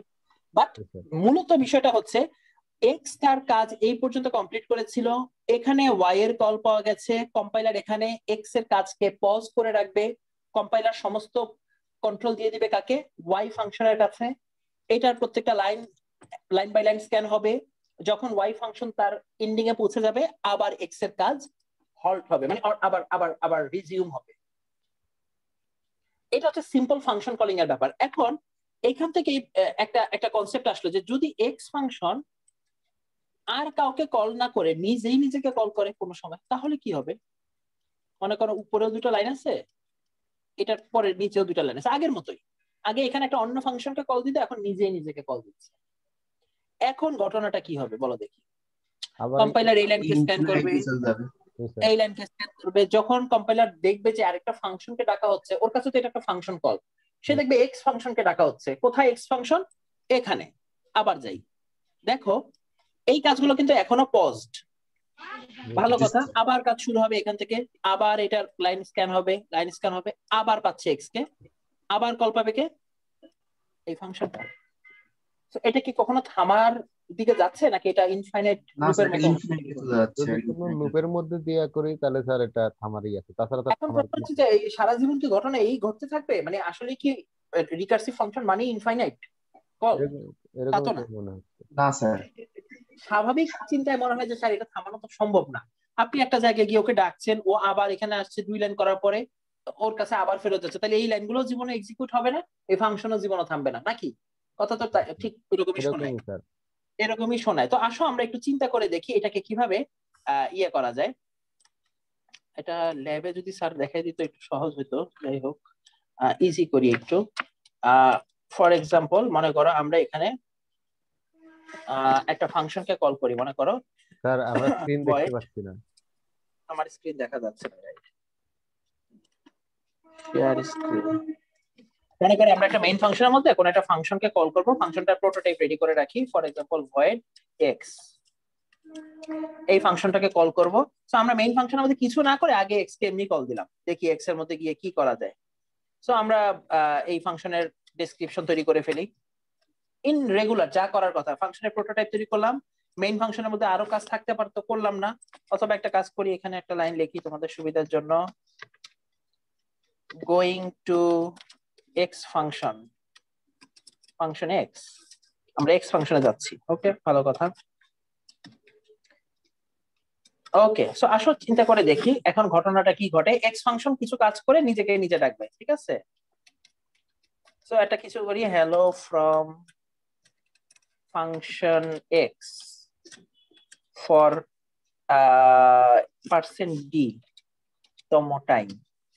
এখান থেকে কতবার কল পাচ্ছি সেটা একবার দেখি কি অবস্থা। সো একটা ইন্টিজার আই, একটা গ্লোবাল ভেরিয়েবল রাখি যেটার ভ্যালুটা 0 দিয়ে ইনিশিয়ালাইজ করে দিলাম। আর এখানে ঢুকে কখনো যদি ফাংশনের মধ্যে ঢুকি আই এর মানটা এক এক করে বাড়বে। আমি জাস্ট দেখতে চাচ্ছি যে এই ফাংশনের মধ্যে কতবার ঢোকা লাগে, ঘটনা ঘটে কি। সো আই তম টাইম আমরা ঢুকছি।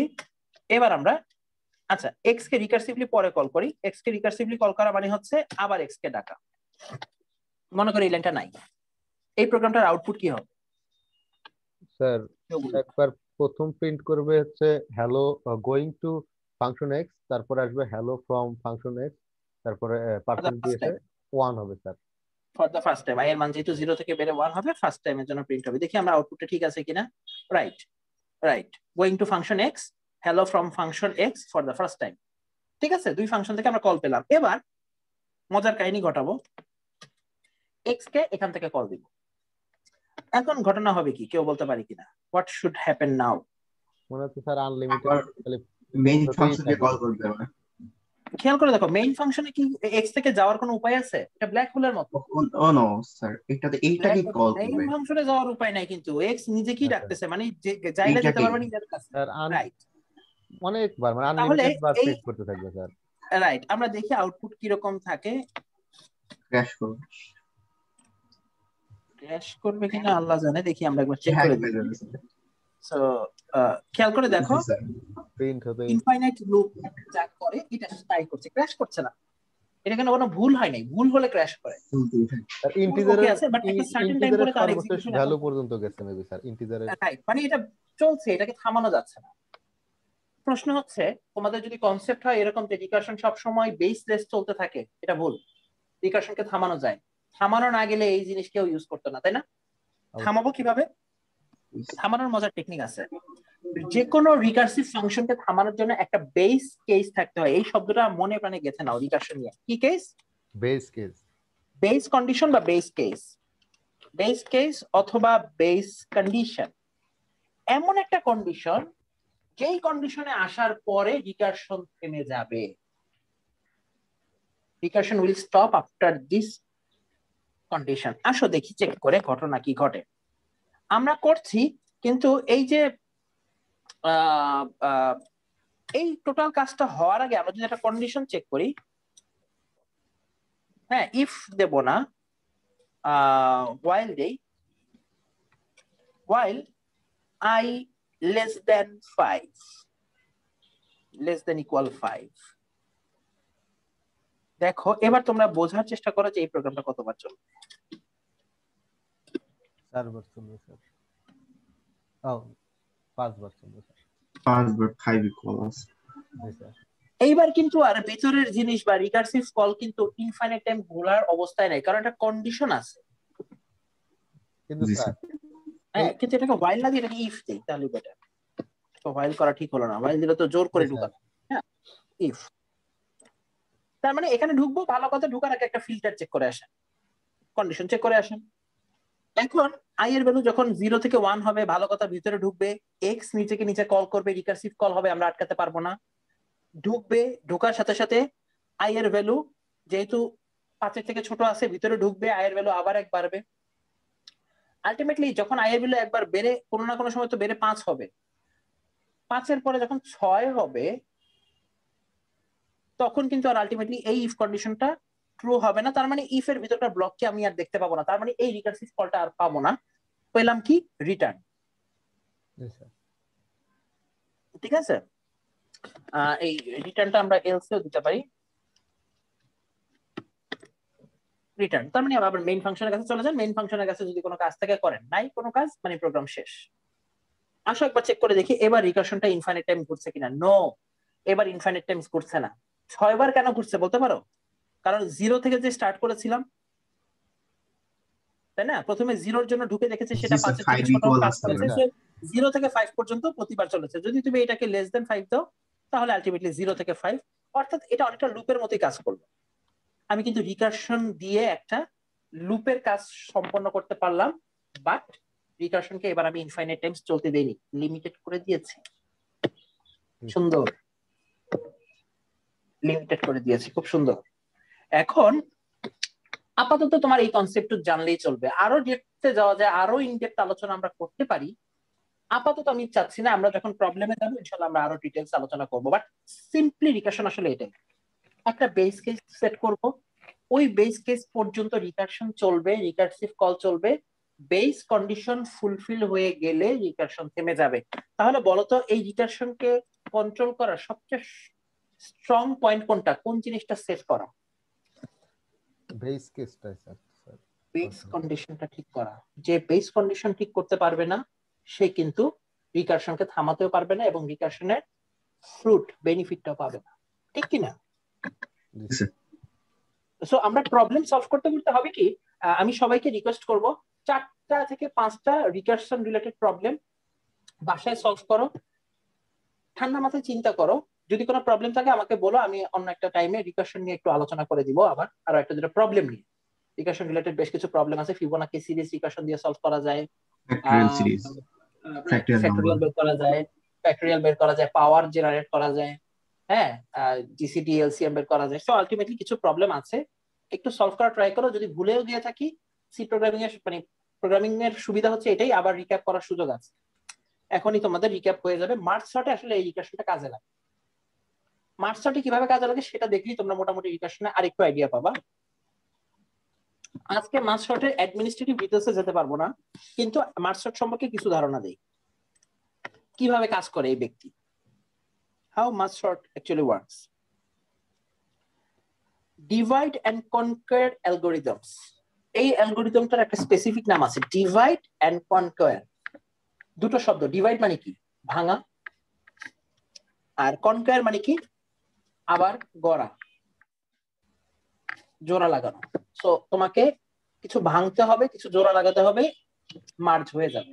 আসো, divide and conquer breaks a problem into sub problems that are similar to the original problem, recursively solves the sub problems, and finally combines the solutions to the sub problems to solve the original problem. এই কাজটা বুঝতে গেলে দুইটা শব্দ তোমাকে জানতে হবে। এখানে ডিভাইড এন্ড কনকোয়ার জাতীয় অ্যালগরিদম দুনিয়াতে শুধু মার্জ সর্টই না, মার্জ সর্ট একটা অ্যালগরিদম যেটা কোন স্ট্র্যাটেজি ফলো করে, divide and conquer strategy follow করে। এই স্ট্র্যাটেজির মূল বিষয় হচ্ছে তোমার যে মেজর সমস্যাটা, ওই সমস্যাটাকে তুমি একবারে সলভ করা ট্রাই করবে না, ফার্স্টে ওটাকে ব্রেক ডাউন করো। কিসে ব্রেক ডাউন করবে? সাব প্রবলেমে, ছোট ছোট ছোট ছোট প্রবলেমে ভাগ করো। বৈশিষ্ট্য কি? সাব প্রবলেমে ভাঙলেই হবে না, সাব প্রবলেম গুলো সবগুলো হবে similar to the original problem. অর্থাৎ ফর এক্সাম্পল তোমার প্রবলেমটা কি, একটা অ্যারে আছে যেটা আনসর্টেড, এটাকে সর্ট করতে হবে, এটা তোমার প্রবলেম। বলা হচ্ছে তুমি এই প্রবলেমটা একাধারে সলভ করতে যেও না, যেটা বাবল সর্ট বা ইনসারশন সর্ট বা সিলেকশন সর্ট করে। এই অ্যারেটাকে প্রথমে টুকরো টুকরো করে ভাঙো, এবং ভেঙে কি করো, সিমিলার সাব প্রবলেমে ভাঙতে হবে। অর্থাৎ একটা অ্যারেকে ভাঙো, হাতুড়ি দিয়ে পিঠে দুই টুকরা করো। দেখো এখন তোমার হাতে কয়টা অ্যারে থাকবে? একটা বড় অ্যারেকে যদি দুই টুকরা করো, দুটো অ্যারে, কনসেপ্টটা বলছো। বড় একটা অ্যারে ছিল, তুমি মাঝ বরাবর এটাকে হাতুড়ি দিয়ে পিঠে ভাঙলে, কয়টা অ্যারে হলো? দুটো। দুইটা অ্যারে কি নিজেরা সর্টেড না দুটোই আনসর্টেড? আনসর্টেড। মেইনটা যেহেতু আনসর্টেড, তার মানে এটাও আনসর্টেড। তার মানে এখন তোমার হাতে প্রবলেম কয়টা? দুইটা। বড় এরিয়াটাকে সর্ট করতে চাইলে এখন এই ছোট দুজনকে সর্ট করতে হবে। তার মানে বড় প্রবলেমকে ভেঙে তুমি দুটো সাব প্রবলেমে ভেঙেছো। এই দুটো সলভ করতে পারলে তোমার এই প্রবলেমটা সলভ হয়ে যাবে। চিন্তা করে দেখো ওরা যেটা বলতে চায় সেটা হচ্ছে তোমাকে একটা বড় অ্যারে দেওয়া হবে, এই অ্যারেটাকে আপনি কাইন্ডলি ভাঙেন, সাব প্রবলেমে ভাগ করেন, তাহলে তোমার হাতে অ্যারে থাকবে কয়টা? দুটো। রিকার্সিভলি এই কাজ করতে থাকেন, ভাঙতেই থাকেন।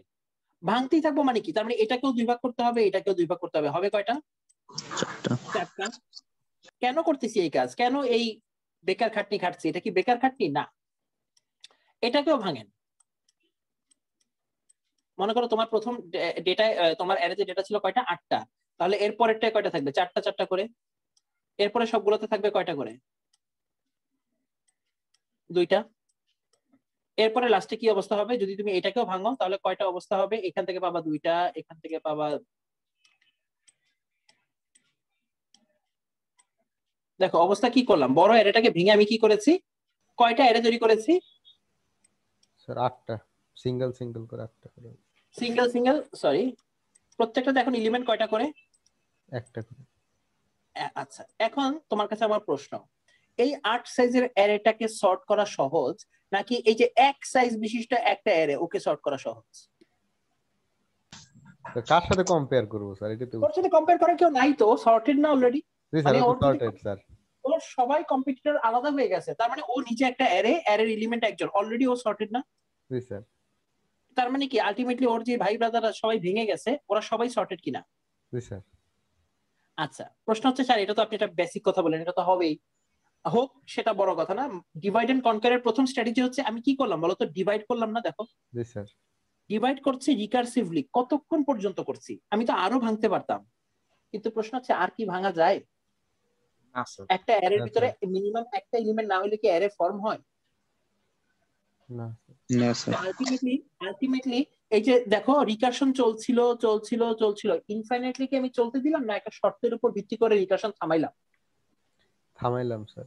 স্যার কিন্তু যখন আবার এটাকে মানে পুনরায় একটা অ্যারেতে কনভার্ট করব তখন তো আবারও আনসর্টেড হয়ে গেল। তখন ব্যাপার আছে, এই জন্যই তো ওর নাম শুধু ডিভাইড না, ডিভাইড এন্ড কনকোয়ার। কনকোয়ার বলে তো একটা পার্ট আছে, ওই পার্টে আমরা কি করবো, এখানেও মজা হবে। আপাতত খালি ডিভাইড পার্টটা বলছি। ডিভাইড পার্টে আমরা কি করি, রিকার্সিভলি অ্যারেটাকে ভাঙতেই থাকি, বাট ভাঙতে থাকবো কতক্ষণ পর্যন্ত, বেস কেসে না পৌঁছানো পর্যন্ত। অ্যারের ভাঙনের বেস কেসটা কি, অ্যারের এলিমেন্ট মিনিমাম একটায় পৌঁছে যাওয়া, এরপরে আর ওকে ভাঙা সম্ভব নয়। 8 এলিমেন্টের একটা অ্যারে থেকে আমি কি করলাম, 1 এলিমেন্টের 8টা অ্যারে তৈরি করলাম, এর থেকে ছোট আর কিছু করা সম্ভব নয়। ডিভাইড করা স্টপ। এবার শুরু হবে কনকোয়ার করা।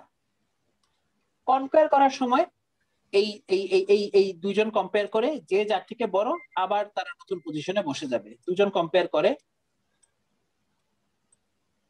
ওই বিষয়টা আমি পরে আলোচনা করতেছি। কম্পেয়ার করার সময় কি করতে হয়, এই যে দুজনের মধ্যে পাশাপাশি থাকা দুজনের মধ্যে কম্পেয়ার করে, যে বড় সে বামে আসে, ডানে চলে যায়, যে ছোট সে বামে আসে। এটা হচ্ছে গিয়ে তাদেরকে মার্চ করার strategy, divide and conquer. Delwar মনে হয় কিছু একটা প্রশ্ন জিজ্ঞেস করতে যাচ্ছিল, বা কেউ? তুষার স্যার, আমার কোশ্চেনটা ছিল হচ্ছে যে আমরা 8 কে তো স্বাভাবিকভাবে 2 ভাগে ডিভাইড করতে পারতেছি, 7 কে?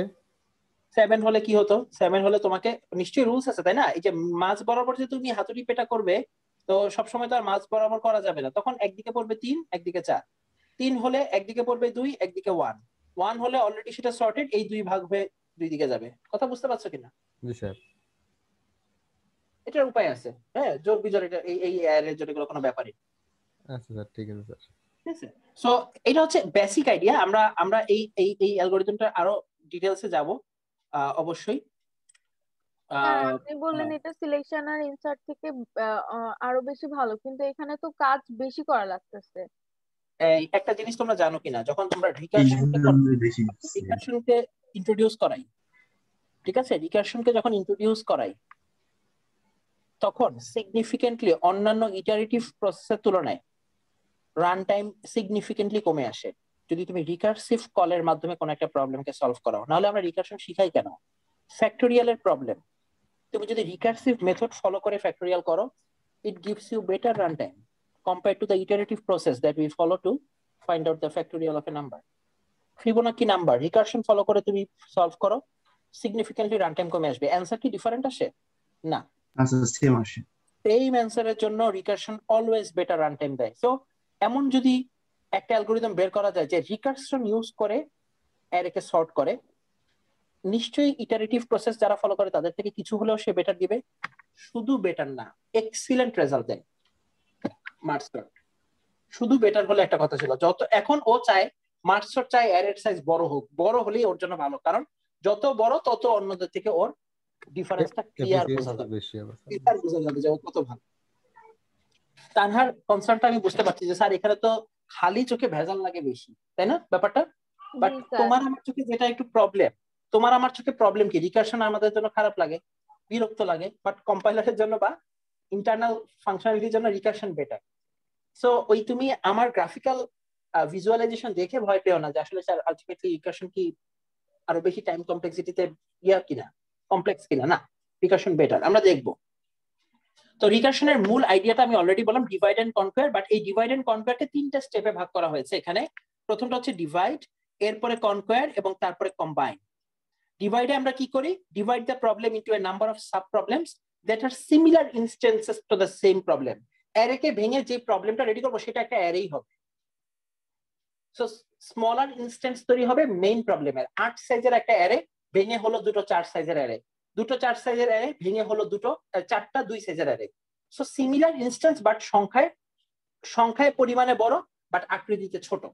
সাব প্রবলেমের সংখ্যা বাড়তে থাকবে, বাট সাব প্রবলেম গুলো হয়ে যাবে ছোট ছোট। Conquer the subproblems. Conquer the subproblems by solving them recursively. If they are small enough, solve the subproblems as base case. আলোচনা করব কনকোয়ার করার সময় আমরা কিভাবে প্রত্যেকটা সাব প্রবলেমকে সলভ করব। আর লাস্ট হচ্ছে কম্বাইন। যখন সবগুলো সাব প্রবলেমের কাজ সলভ হয়ে যাবে এরপরে তাদেরকে কম্বাইন করে আমি আবার মেইন অ্যারেতে 8 সাইজের অ্যারে আবার পুনরায় জেনারেট করব। যেটাকে ভেঙেছি সেটাকে এখন জোড়া লাগবে।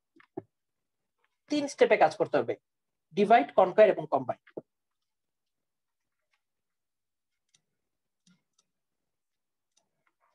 ওকে, সো এই হচ্ছে গিয়ে ওর গ্রাফিক্যাল ব্যাপারটা। প্রবলেম থাকলে সেটাকে প্রথমে সাব প্রবলেমে ভাগ করতে হবে, যেটা হচ্ছে ডিভাইডের কাজ। সাব প্রবলেম গুলোর ইন্ডিভিজুয়াল সলিউশন তৈরি করে ফেলতে হবে। শোনো, সলিউশনটা তুমি কখনোই বড় প্রবলেমের মধ্যে আনতে পারবে না। ডিভাইড এন্ড কনকারের প্রথম শর্ত, প্রবলেম যখন বেস কেসে পৌঁছে যাবে, অর্থাৎ সাব প্রবলেম এর থেকে আর ছোট হতে পারে না, তখন তুমি প্রত্যেকটা সাব প্রবলেমকে আগে সলভ করো। সো প্রত্যেকটা সাব প্রবলেম পাওয়ার পরে ডিভাইডের পরের স্টেপই হচ্ছে সেই সাব প্রবলেম গুলোকে সলভ করা।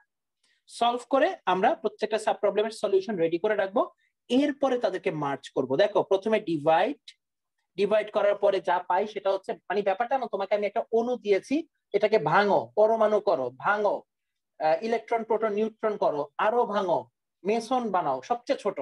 এরপরে প্রবলেম সলভ করবে কাকে নিয়ে? অণুকে নিয়ে না মেসনকে নিয়ে? মেসন কণাকে নিয়ে করবে, যে সবচেয়ে ছোট। ওই সাব প্রবলেমটাকে আগে সলভ করো, এরপরে মেসন, একাধিক মেসনকে যুক্ত করে ইলেকট্রন বানাও, একাধিক ইলেকট্রনকে যুক্ত করে তুমি পরমাণুটা তৈরি করো, একাধিক পরমাণুকে যুক্ত করে অণুটা রেডি করো। সবাই সলভ। সো যখন আমি সবাইকে যোগ করছি তখন অলরেডি তারা সলভড আছে। এই হচ্ছে স্ট্র্যাটেজিটা। সো লাস্ট স্টেজ হচ্ছে ওই মেসন কণা থেকে ধীরে ধীরে আবার অণুতে ফেরত আসা, কম্বাইন করা। ইনিশিয়ালি একটু কঠিন লাগতে পারে, কোনো ব্যাপার না, বাট আলটিমেটলি আগামী ক্লাসে আমরা প্রথম 30 মিনিট মার্চ শর্ট অ্যালগরিদমের ডিটেইলস জানবো।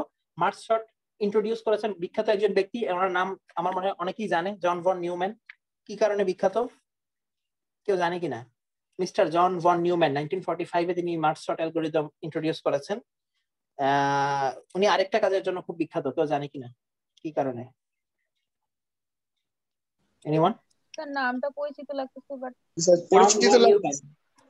উনি হচ্ছেন গিয়ে সংরক্ষিত প্রোগ্রাম, ইন্টারনাল স্টোর প্রোগ্রামের জনক। মানে হচ্ছে ওই আগের যুগে, এখন যেমন তুমি অব্র ইনস্টল করলে প্রোগ্রাম, পিসি রিস্টার্ট দিলে পিসি বন্ধ করলে কি অব্র চলে যায়? যায় না তো। বাট একটা সময় সেকেন্ড জেনারেশনের কম্পিউটার গুলো যখন দুনিয়াতে ছিল, কম্পিউটারের জেনারেশনটা তো তোমরা জানো, ফার্স্ট জেনারেশনের কম্পিউটার, সেকেন্ড জেনারেশন, এভাবে এখন আমরা করছি 5th জেনারেশনে। সেকেন্ড জেনারেশনের কম্পিউটার গুলোতে ওনার নেতৃত্বে ইন্টারনাল স্টোর প্রোগ্রামের ব্যবস্থা করা হয়। অর্থাৎ জেনারেশন 1 এর যে বিশাল বিশাল সাইজের কম্পিউটার ছিল, এগুলোতে সংরক্ষিত প্রোগ্রাম ছিল না। যদি অব্রোর কাজ করা লাগে, বারবার কম্পিউটারটা অন করে অব্রো ইনস্টল করা লাগবে। ইন্টারনাল কোনো মেমোরি নাই বলে পিসি রিস্টার্ট দেওয়ার সাথে সাথে সমস্ত ডেটা হারাই যাবে। তো তাহলে তো স্যার অনেক ঝামেলার ছিল। সেকেন্ড জেনারেশনে উনি এসে এই কাজ করেছেন, এবং উনি খেয়াল করে দেখো বিজ্ঞানের কত শাখায় কন্ট্রিবিউট করেছেন। ইন্টারনাল মেমোরি বা ইন্টারনাল স্টোর প্রোগ্রামের জন্য, একই সাথে রিকারশনের এই বড় শাখা, মার্চ শর্টের মতো একটা সর্টিং অ্যালগরিদম তিনি প্রপোজ করেছেন। সেও খুবই বিখ্যাত ব্যক্তি। তাকে অনেক সময় আধুনিক কম্পিউটারের জনক বলা হয়, যদি চার্লস ব্যাবেজকে কোথাও না বলা হয়। চার্লস ব্যাবেজকে সাধারণত বলা হয় আধুনিক কম্পিউটারের রূপকার, মানে কম্পিউটারটা বানাইতে পারেন নাই, বাট ওই যে অ্যানালিটিক্যাল ইঞ্জিন বানায় রাখছিলেন নাকি, হ্যাঁ, ডিফারেন্স ইঞ্জিন আর অ্যানালিটিক্যাল ইঞ্জিন বানায় রাখছিলেন। তো ওই কারণে ওনাকে বলা হয় রূপকার, বাট উনি হচ্ছেন প্রকৃতপক্ষে আধুনিক কম্পিউটারের জনক, জন ভন নিউম্যান। ইনশাআল্লাহ ওনার ইনভেনশন মার্চ শর্টকে নিয়ে আগামী ক্লাসে 30 মিনিট লেকচার হবে। এরপরে আমরা অ্যারে থেকে চলে গিয়ে স্ট্যাক অথবা কিউর কোন একটা নিয়ে আলোচনা শুরু করব। ঠিক আছে, দ্যাটস ইট ফ্রম টুডে। প্রথমত বলি, একটা এক্সট্রা ক্লাসের শিডিউল দিয়ে দাও দ্রুত আমাকে, কবে নেওয়া যায়? এই উইকেন্ডে শনিবারে সম্ভব? 6 তারিখে? স্যার সম্ভব। শনিবারে? হ্যাঁ স্যার সম্ভব। শনিবারে একটু দুপুরের দিকে দাও, বুঝছো? এত সকাল সকাল ক্লাস নিতে ভালো লাগছে না, একটু দুপুরের দিকে করা যায় কিনা? তাহলে একটু কয়টা দিকে? 3টা থেকে 4:30? হ্যাঁ স্যার হবে স্যার, 3টা। হ্যাঁ, একজনও যদি থাকে প্রবলেম তাহলে হাত তোলো, আদারওয়াইজ আমি এটা ফিক্স করে গুগল ক্লাসরুমে দিয়ে দিব আজকে, আগামী শনিবার 3টা থেকে 4:30। আমার মনে হয় প্রবলেম নাই কারো, ইনশাআল্লাহ। ঠিক আছে, ওকে স্যার, ঠিক আছে, থ্যাংক ইউ। যদি প্রবলেম না থাকে এটা ফাইনাল করে দিলাম, রেকর্ডিংটা এখন পজ করে অ্যাটেন্ডেন্স